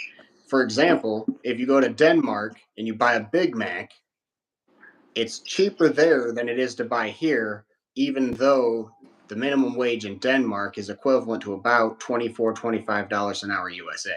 And they have to give parental leave, and they have to give health insurance, and they have to XYZ for blah, blah, blah. But they still operate in Denmark. They still have a massive corporation that makes money in Denmark. Well, I do agree with you on paying a livable wage. I 100% agree on that. I think that's more feasible than trying to tax the ultra rich. But if there was some kind of law where they had to pay a livable wage, that would definitely, I think, would bring more benefits than just helping the workers. That would maybe incentivize the government to like lower inflation rates, because if inflation keeps going out of control, the cost of living is going to be more expensive, which would make the cost of a livable wage higher, which would hurt, the big CEOs. So maybe that would even incentivize the government to slow down the inflation a little bit. But the part about taxing them, I mean, I don't know, like, if this is ever going to get to you or if you're ever going to like think that this or agree on this, but I've said this multiple times already. They can literally just start the corporation in another country with zero tax. Like, there's no getting around that. And even if they say, okay, you can't do business in the US, they'll just never come back and they'll be okay with it. That's not quite true because, once again, Denmark won't allow corporations to treat people the way that Americans allow for it, and corporations still choose to operate there. I mean, yeah, but they don't tax them to death. I think somebody, even in the comments just now, that was like trying to say it was a bad thing, Let me see. said that it's like a 50% tax in Denmark. Yeah, that's honestly a little bit. I mean, that's a whole nother topic. But yeah, McDonald's, for example, they don't care. They're already making so much profits on their food. They don't care if they want to operate in a country with 70% taxes. But that's because they have very, very high margins. Not all companies are that successful and that smart with their businesses. And that's just because McDonald's is such a global brand. Even if they lose money on a store in Denmark, for instance, I don't know if they're making money, if they're losing money. Even if they're losing money, they'll make money some way, or it'll increase their brand recognition, and it'll help their marketing in other ways like that. But they can afford to lose money on one store. I don't know if they're making money. Maybe they are making They're money. They probably still 100%. are. They Yeah, they wouldn't. probably still are. They're not making money. That's not how corporations work. I mean, there is examples of corporations selling products where they lose money so they can market you other products to make money. Like, Yeah, example, that's not what Costco. they're doing in Denmark. Well, I'm not saying they are doing it in Denmark, but that's a method that some corporations do. That But either way, all corporations can't do exactly what McDonald's is doing. But I do not agree, all we of do need them. livable wages. That's just an example of how other societies operate within the confines of allowing these ultra rich people still to exist, but also making sure that they have to take care of their employees and benefit the people overall, not just themselves. Yeah, but you gotta look up the tax structure of the McDonald's in Denmark. I'm sure the money isn't going to a bank account in Denmark, and I mean, I'm sure they're paying some really high taxes, but anywhere where they can avoid it, they do, 100%. Yeah, they're always going to.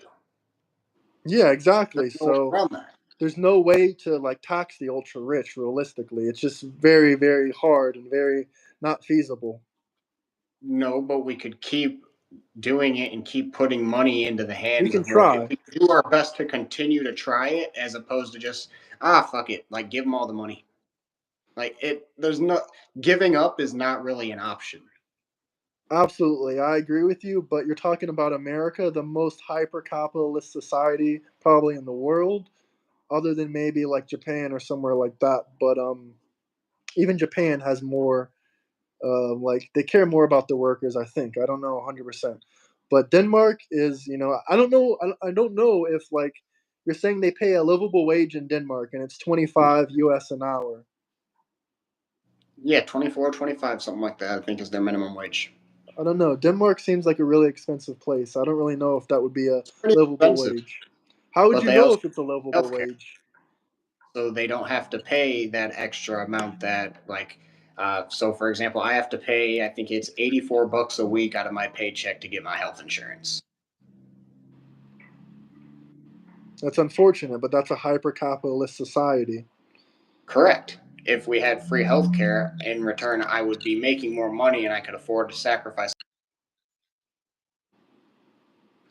I 100% agree. That's actually surprisingly, you're going to be shocked, but that's actually one of my more left wing liberal values that I do believe that we should have free healthcare and free education for college and stuff like that. But I'm also a realist. That's never going to happen in the United States. The healthcare system has absolutely been destroyed and demolished. And Why is that also, happen? when did that happen? I would argue No, that no, no. Why is that not going to happen? because you're comparing a large country like the United States to a small nation like Denmark. You got to look at all these European countries that have free healthcare. They've had it for a very long time. This isn't like a new system to them, and also their overall population is a lot lower, and their taxes have always been a lot higher. I don't understand how that, like, the size of the population have anything to do with it, because if we have more money, or if we have more people to pay the taxes, we have more money to spend on those people. Yeah, but our taxes are 20% lower minimum. It depends on which country you're talking about. Denmark has like 54% tax. A lot of people in Florida are only paying like 20%, 24% tax. There's no state income tax in Florida. There's only federal income tax. Correct. So you're paying like half as much as Denmark, if not more. So how are they going to get free healthcare? The wait, if you increase the taxes so that we can pay for more social programs, people don't have to then already spend that money. So there's overall they're still having a net gain. Yeah, but the middle class don't want to pay $15,000 more or whatever it is in taxes so they can get a $5,000 a year uh, free insurance plan. Well, no, it's not supposed to just go to that, because honestly, right now, when every time you pay $1 in taxes, it's like 1 or 2 pennies goes to healthcare, And yeah, and and, yet and we like me and still you have aren't getting any of that. healthcare. Sorry, what were you saying? I said, like, on top of that, even though we already pay that 1 to 2% that goes to healthcare, we still have to pay for our own healthcare anyways. Yeah, absolutely. I mean, talking about healthcare, I used to have like one of the things like the Affordable Care Act or whatever. This is Obama's plan. The Democrats love this. And my health insurance was still, you don't like it? All right. I didn't like the initial way he went about it, where if you didn't have insurance, you'd have to pay a fine. Essentially, I thought that was a scumbag Oh fucking yeah, move. that's horrible. Yeah, no, that for sure. But no, even with Obama's or even Biden, I think he did some things. Maybe I'm wrong about this, but I think he did some things with insurance as well.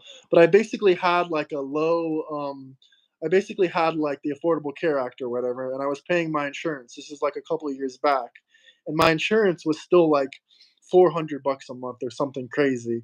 But if I'm being realistic here, I rather pay what's like that's like 5 or 6 grand a year. I'd rather pay like 5 or 6 grand a year than give the government like another $15,000 in taxes of my money. But here's another crazy idea.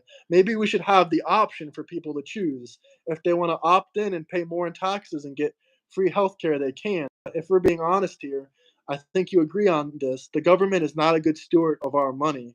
So do you really think that we're going to get the value that we pay in, or do you think we're just going to pay in a bunch of extra money and just basically get like a 5,000 or a cheap insurance policy?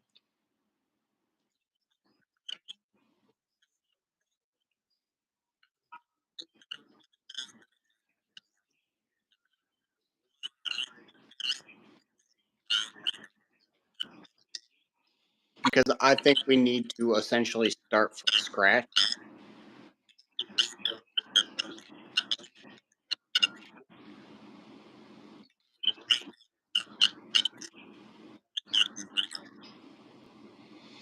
Not sure I 100% agree on that. I think it does help a lot of middle class people. Like it's a hyper capitalist society. So, in my personal opinions, I'm not a billionaire or an ultra millionaire or whatever the hell.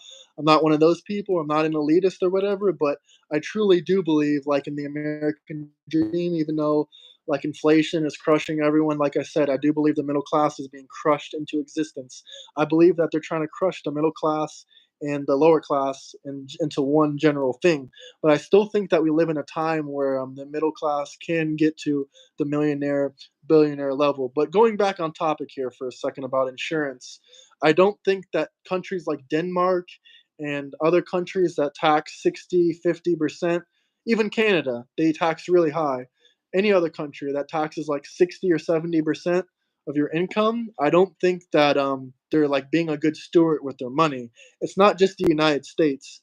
Every other country that taxes 60% and gives free healthcare, you're not getting the value that you're paying in my personal opinion. Unless you're on the bottom, the only people that benefit from this is the bottom lower class that aren't making barely any. They're not even middle class. They're making like less than 30,000, less than 20,000.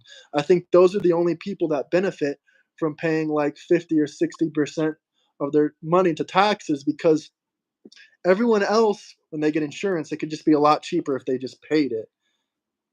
And you're paying a lot of your income, like twice the amount of taxes than you pay in the USA. Like you said, I don't remember what you said, like $70 a week of your income. Well, what if your taxes on your out of your paycheck were literally double the amount out of your paycheck instead of that 70 bucks a week? Wouldn't you be a little bit more upset if double the taxes were removed from your paychecks and but you got free healthcare? Wouldn't that upset you a little bit? Not if the quality of life was better. Well, yeah, if if housing was cheaper, if it had multiple benefits other than healthcare, sure. But if it's just healthcare, like a lot of these European countries and Canada and stuff like that, then Healthcare is only a small part of it, though. If you look at like most European countries, if they ask people and they take the data, most people there are happier than here. oh, absolutely. I can tell you that firsthand as someone that's lived in Europe for 2 years. But a lot of the social programs and stuff like that, I mean, the majority of benefits that I'm seeing that people get is like pretty much just free healthcare. The housing is out of control. The pricing in housing, even especially in Western European countries, is out of control. Spain, France, Germany, Portugal. The quality of living is, a little bit better. The happiness is a lot higher for sure, but that's not really because of the cost of living and stuff like that. It's more of a cultural aspect, I would argue. But sure, they're happy about free healthcare and they work less hours and they can sustain a good lifestyle. But as someone that's lived in both countries, it really depends where you live. I would argue that Eastern European countries, where I currently live in Eastern Europe, have they don't have they have low doctor fees and stuff, have insurance, which is great because they're not a hyper capitalist society. But I would argue that the main benefit,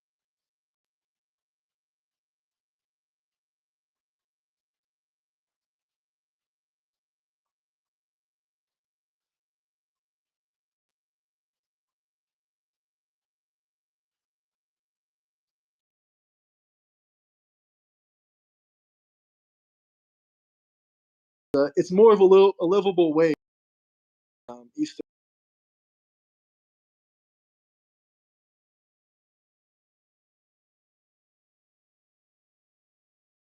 same stuff that the US has, they've had all since the pandemic, when, in my opinion, they closed down the economy for nothing. And I think the ultra elitists did this, a little bit of controversial opinion, but I think the ultra elitists closed down the economy to cause inflation, housing prices, and food prices to go up to crush the middle and lower classes. Now, a lot of Democrats and liberals will go, oh, you're insane. It's a huge pandemic. You need to stay inside. Personally, I was in one of the most free states of the country, Florida. We only closed down, I think, for 2 or 3 weeks, and then I started traveling around the state, traveling around the world, and I'm not on Wi-Fi, by the way. Whoever said my Wi-Fi is bad, can you hear me though? Good. But a lot of people were saying it's a pandemic, yada yada. But when I went outside, I did not see a pandemic. I didn't see people dying in the street from COVID. I didn't see, like, on the news during the first start of the pandemic, they showed a bunch of Chinese people running around and falling dead in the street and screaming and blood and stuff spewing everywhere. It was a complete brainwash. Luckily, I didn't believe that. I don't know what your opinions are. I never saw nothing like that.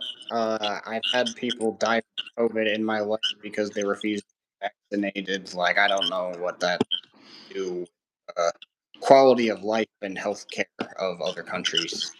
Well, I don't really know personally anyone that died of COVID, but I know a lot of deaths were reported COVID to help their quote unquote statistics. Maybe some people definitely did die from directly from COVID. I'm not saying they didn't die from COVID, but a lot of people would have cancer and little stuff like that. And when they would die and test positive for COVID, it would be reported as a COVID test. And me Well, yeah, personally, I'm completely unvaccinated, not a single vaccine. I've gotten sicknesses from multiple different countries.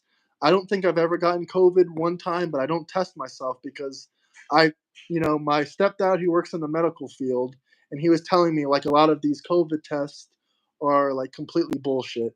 Because you'll literally, I've seen my friends themselves. They test themselves one time, says COVID. They test themselves another time, says no COVID. They test themselves another time, it says COVID. They test themselves another time, no COVID. How can a test be that inaccurate? I would say it depends on when they tested because the tests now are a lot more accurate. I agree on that. There's still a margin of error, but it's not nearly as large as it was when they were still developing it. And also, that's another thing, talking about development.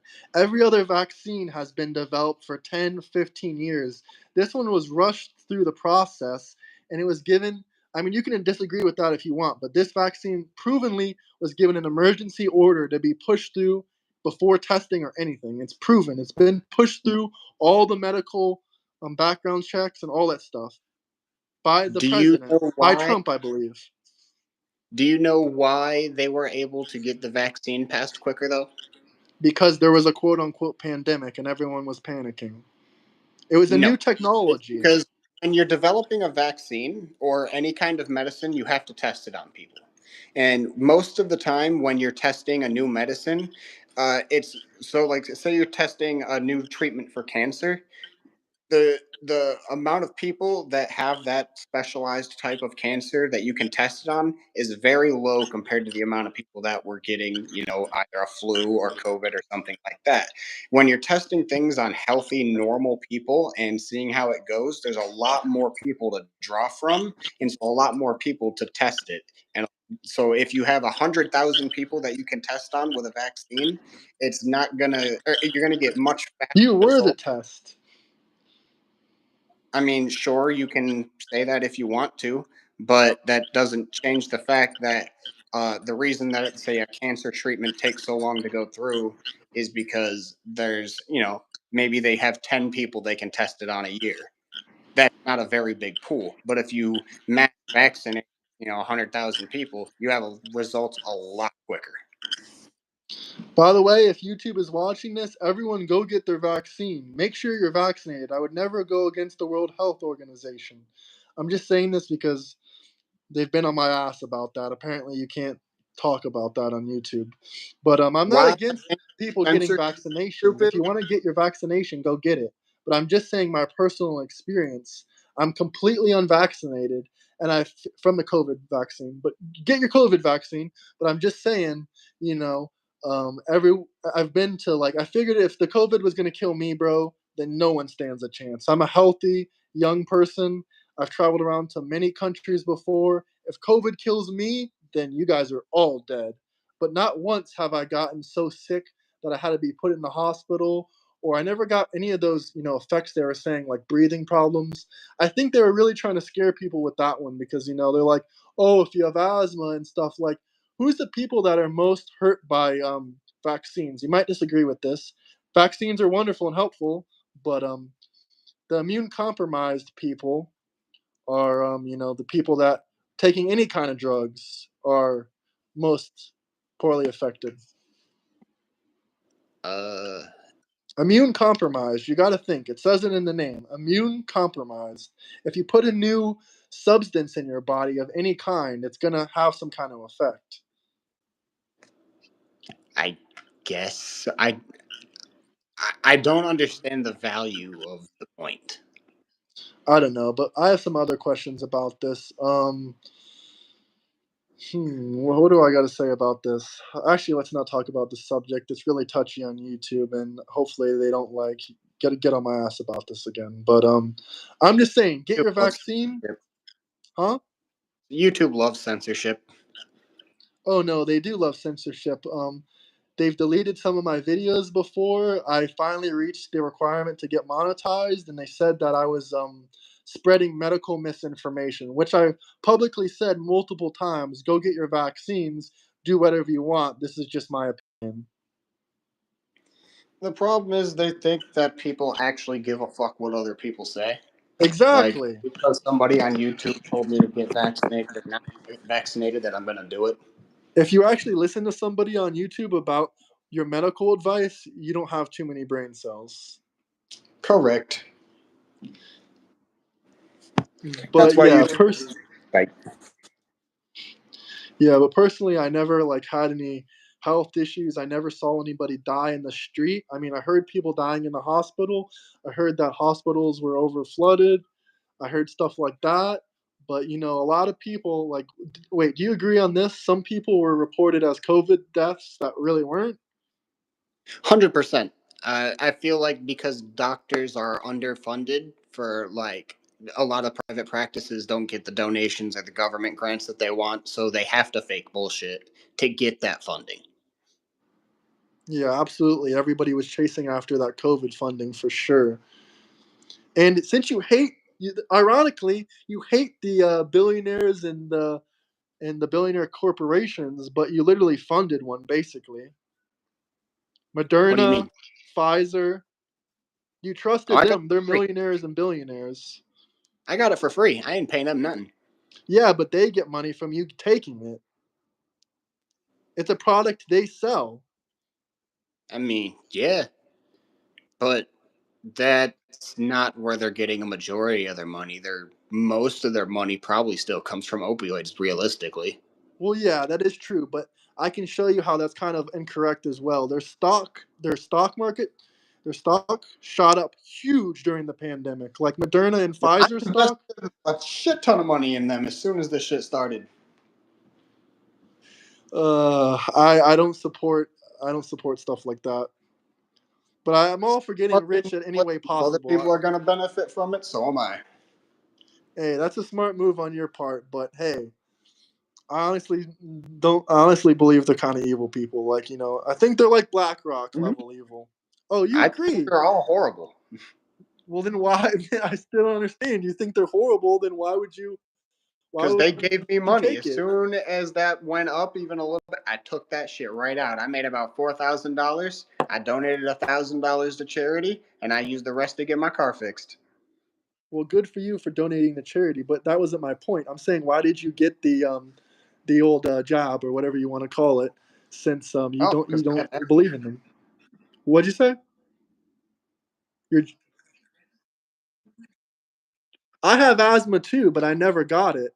I can completely understand if you got it though, if you work in like a job where they forced you to get it. I can understand that. That makes sense to me. a care facility at the time. Okay, so they made you get it for sure. I mean, they I fully well could have left. I wanted to get it anyways, so it didn't bother me. Well, you wanted to get it anyway. Well, I understand that, but I also understand working in a healthcare center like my stepdad did. They gave him no other choice. They said either get this or you're fired, which I think is crazy level corruption from the government making people do that.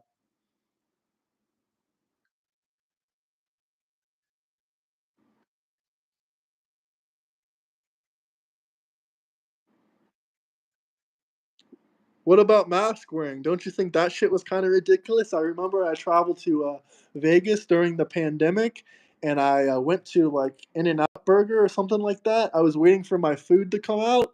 I had my mask. I pulled it down on my face, just waiting for my food to come out. One of these losers came up to me and was like screaming at me at the top of their lungs. They're like, "Put on your mask! Put on your mask!" I started laughing at the dude. I'm like, "Bro, I'm not putting it on. My food is about to get here." He's like, either put it on or get out, get out. I'm like, how am I going to eat my food with a mask? And he's like, put the mask on.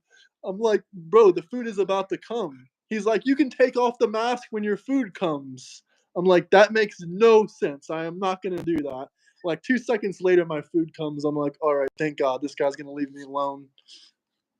Yeah, so with the mask thing, I kind of stand. I don't know if you've seen the clip of Bill Burr talking to Joe Rogan about masks.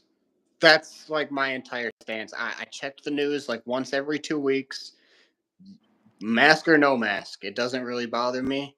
But most people were ridiculous on both sides, whether it be people getting mad at people for wearing masks or people getting mad at people for not wearing masks.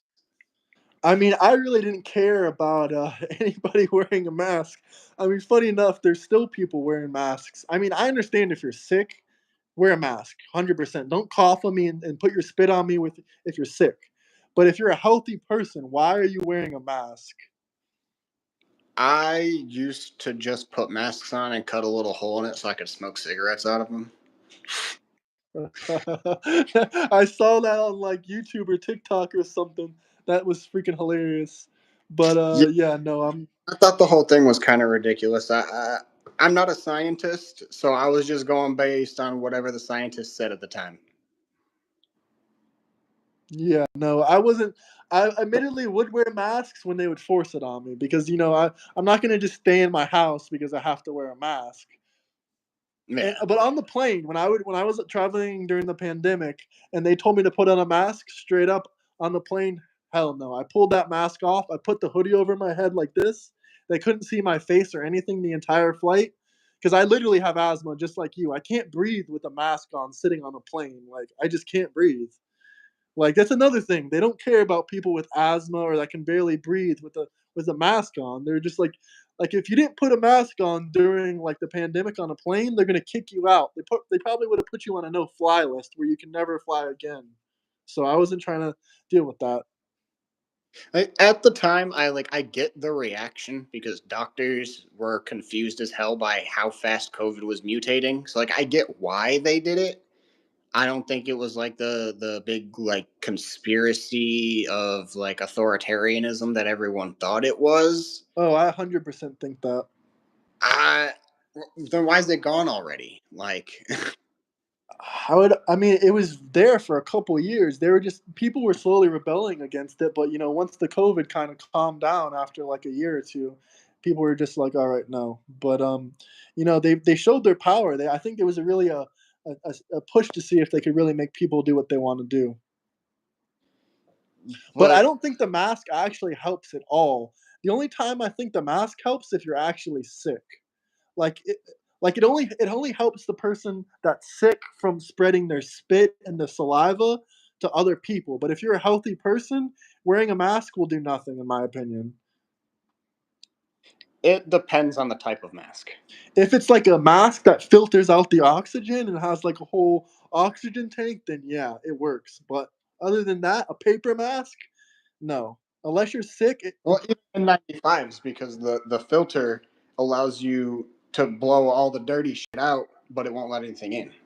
no, I don't believe The that regular either. masks stop you from spreading it, but not What getting about it. like the holes, like the little like it would never be completely like flesh to your face. With the N95s, there's no holes. Well, what about on the side? The What if it leaks straps out are. for a second?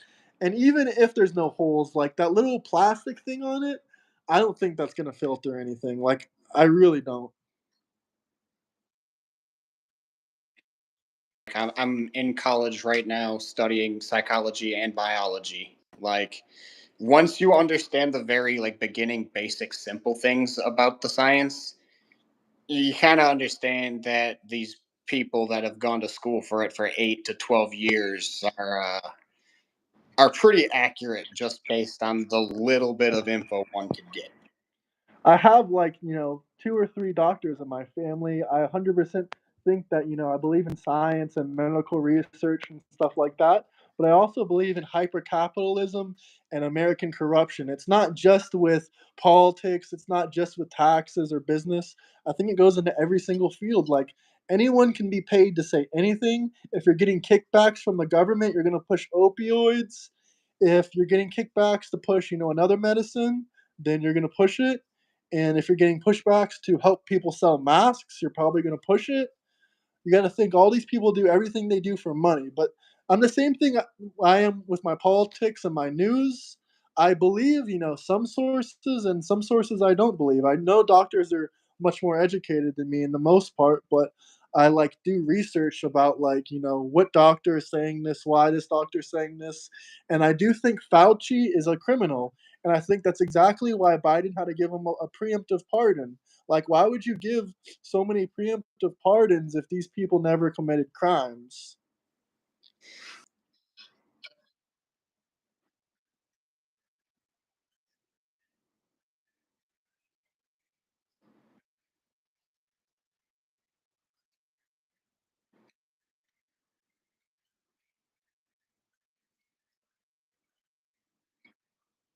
Well, then, I thought you were going to say that, but I have a good rebuttal for that. Well, think about this for a second. Trump said that he wanted to put Hillary Clinton in prison, but once he actually gained the presidency, he just let all that go. He didn't even try anything. He didn't attempt anything, and that was when he was like actually saying that he wants to put her in prison. He's never said anything about putting Fauci in prison. He's never said anything about like that. And also, why his family members? Also, one more thing. Do you think Hunter Biden is like a good guy, or do you think like he's a crash out crackhead? I think that I don't care about the president's children, either of them. The only time that I care about the president's children is, for example, when he gives them positions of power, like Trump did with Jared Kushner. Yeah, but not paying your taxes and stuff like that. That's kind of a position of power. He doesn't have to pay taxes, but you do. No, nobody in Washington pays taxes. I don't believe that either. That's a conspiracy theory on its own. I'm pretty sure you could probably even find their public tax records. I think a lot of them, people have published a lot of their tax records. They might pay taxes on their salary, not on any of the other earnings that they get. Like what? The bulk of it comes from insider trading because they make the laws and also buy stocks. Okay, well, they're definitely paying capital gains taxes, but I do agree with you. Insider trading should be illegal, but Biden was saying that it should be illegal. I mean, I know what your answer is going to be. Oh, the House is all Republicans, but why didn't Biden try to pass anything to stop insider trading? Like he could have at least attempted it.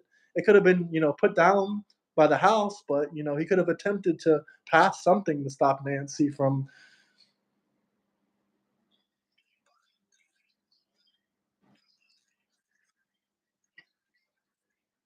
I don't think he does it. I'll be honest.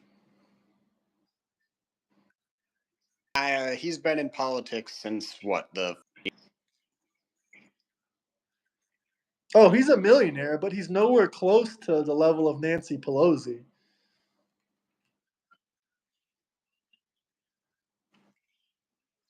vested member of Congress. She's worth Congress? over $200 million. Yeah, she's in Congress. She's worth over $200 million, but her salary is $178,000. Biden does not have $100 million, at least as far as my knowledge is. He was doing deals I with said China for 40,000 $100 bucks. His salary at most was $400,000 a year. He shouldn't have as much money as he does. Who, Biden? Yeah. I mean, how much money do you think he's worth? I think he's maybe worth 30 million or 20 million. Yeah, I'd say between 20 and 50. 20 and 50. 50 might be a stretch. I mean, according to Forbes, I don't think he's that high up. Let's actually look this up. I love looking up politicians' net worths. I fucking hate it. No, it's not accurate anyway, so we might as well not look it up. We all know Forbes isn't accurate. But yeah, Their no, best, I but agree. they're He did retarded. some corrupt stuff. Do you think his deals with China and stuff are real, or are you just going to say that's not true? I don't know much about the China stuff. I'm going to be honest with you. Well, I've seen some internet stuff that he got like a $40,000 check for connecting Hunter with a Chinese businessman to help him in some ways. I don't know the full story.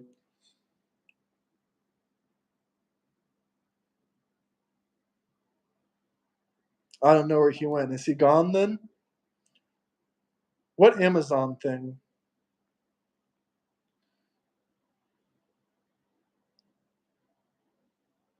This guy's calling us broke because we're talking about Biden's money. Are you still there? Am I back yet? Yeah, you're back. This guy just called us Okay. broke because we're nosing around in politicians' money. I mean, that's kind of the point. We're all broke compared to the politicians. Yeah, do you guys have $200 million sitting in a bank account?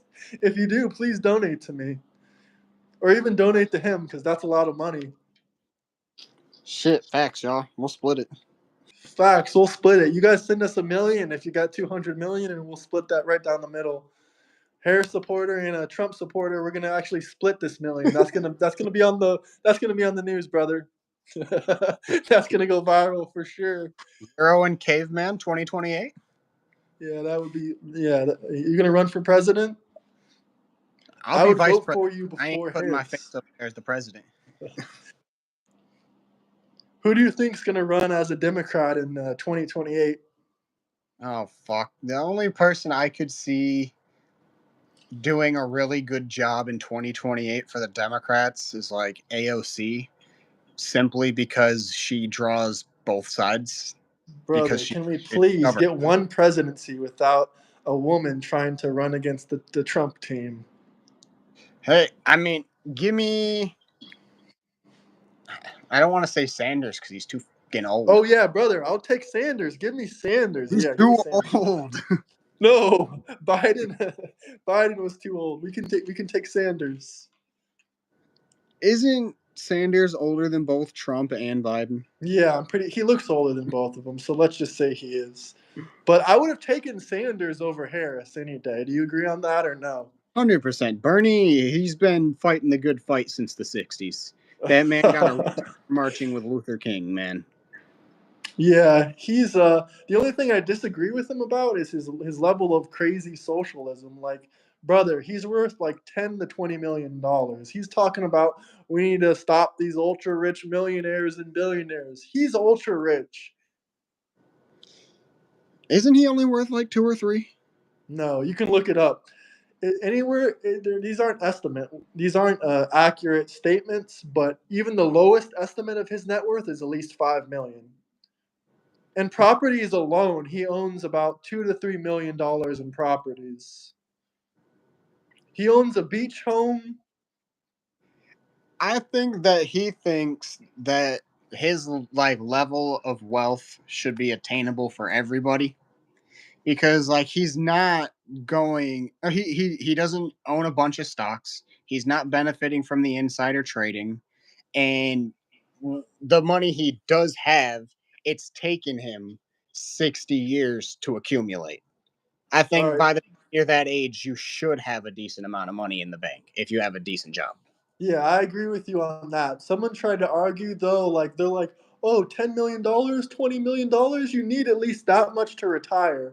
Or they said like $3 or $4 million, you need at least that much. It all depends your Close to 3. lifestyle, where you live, and stuff like that. But I would consider anything over probably 5 million or 10 million pretty ultra rich.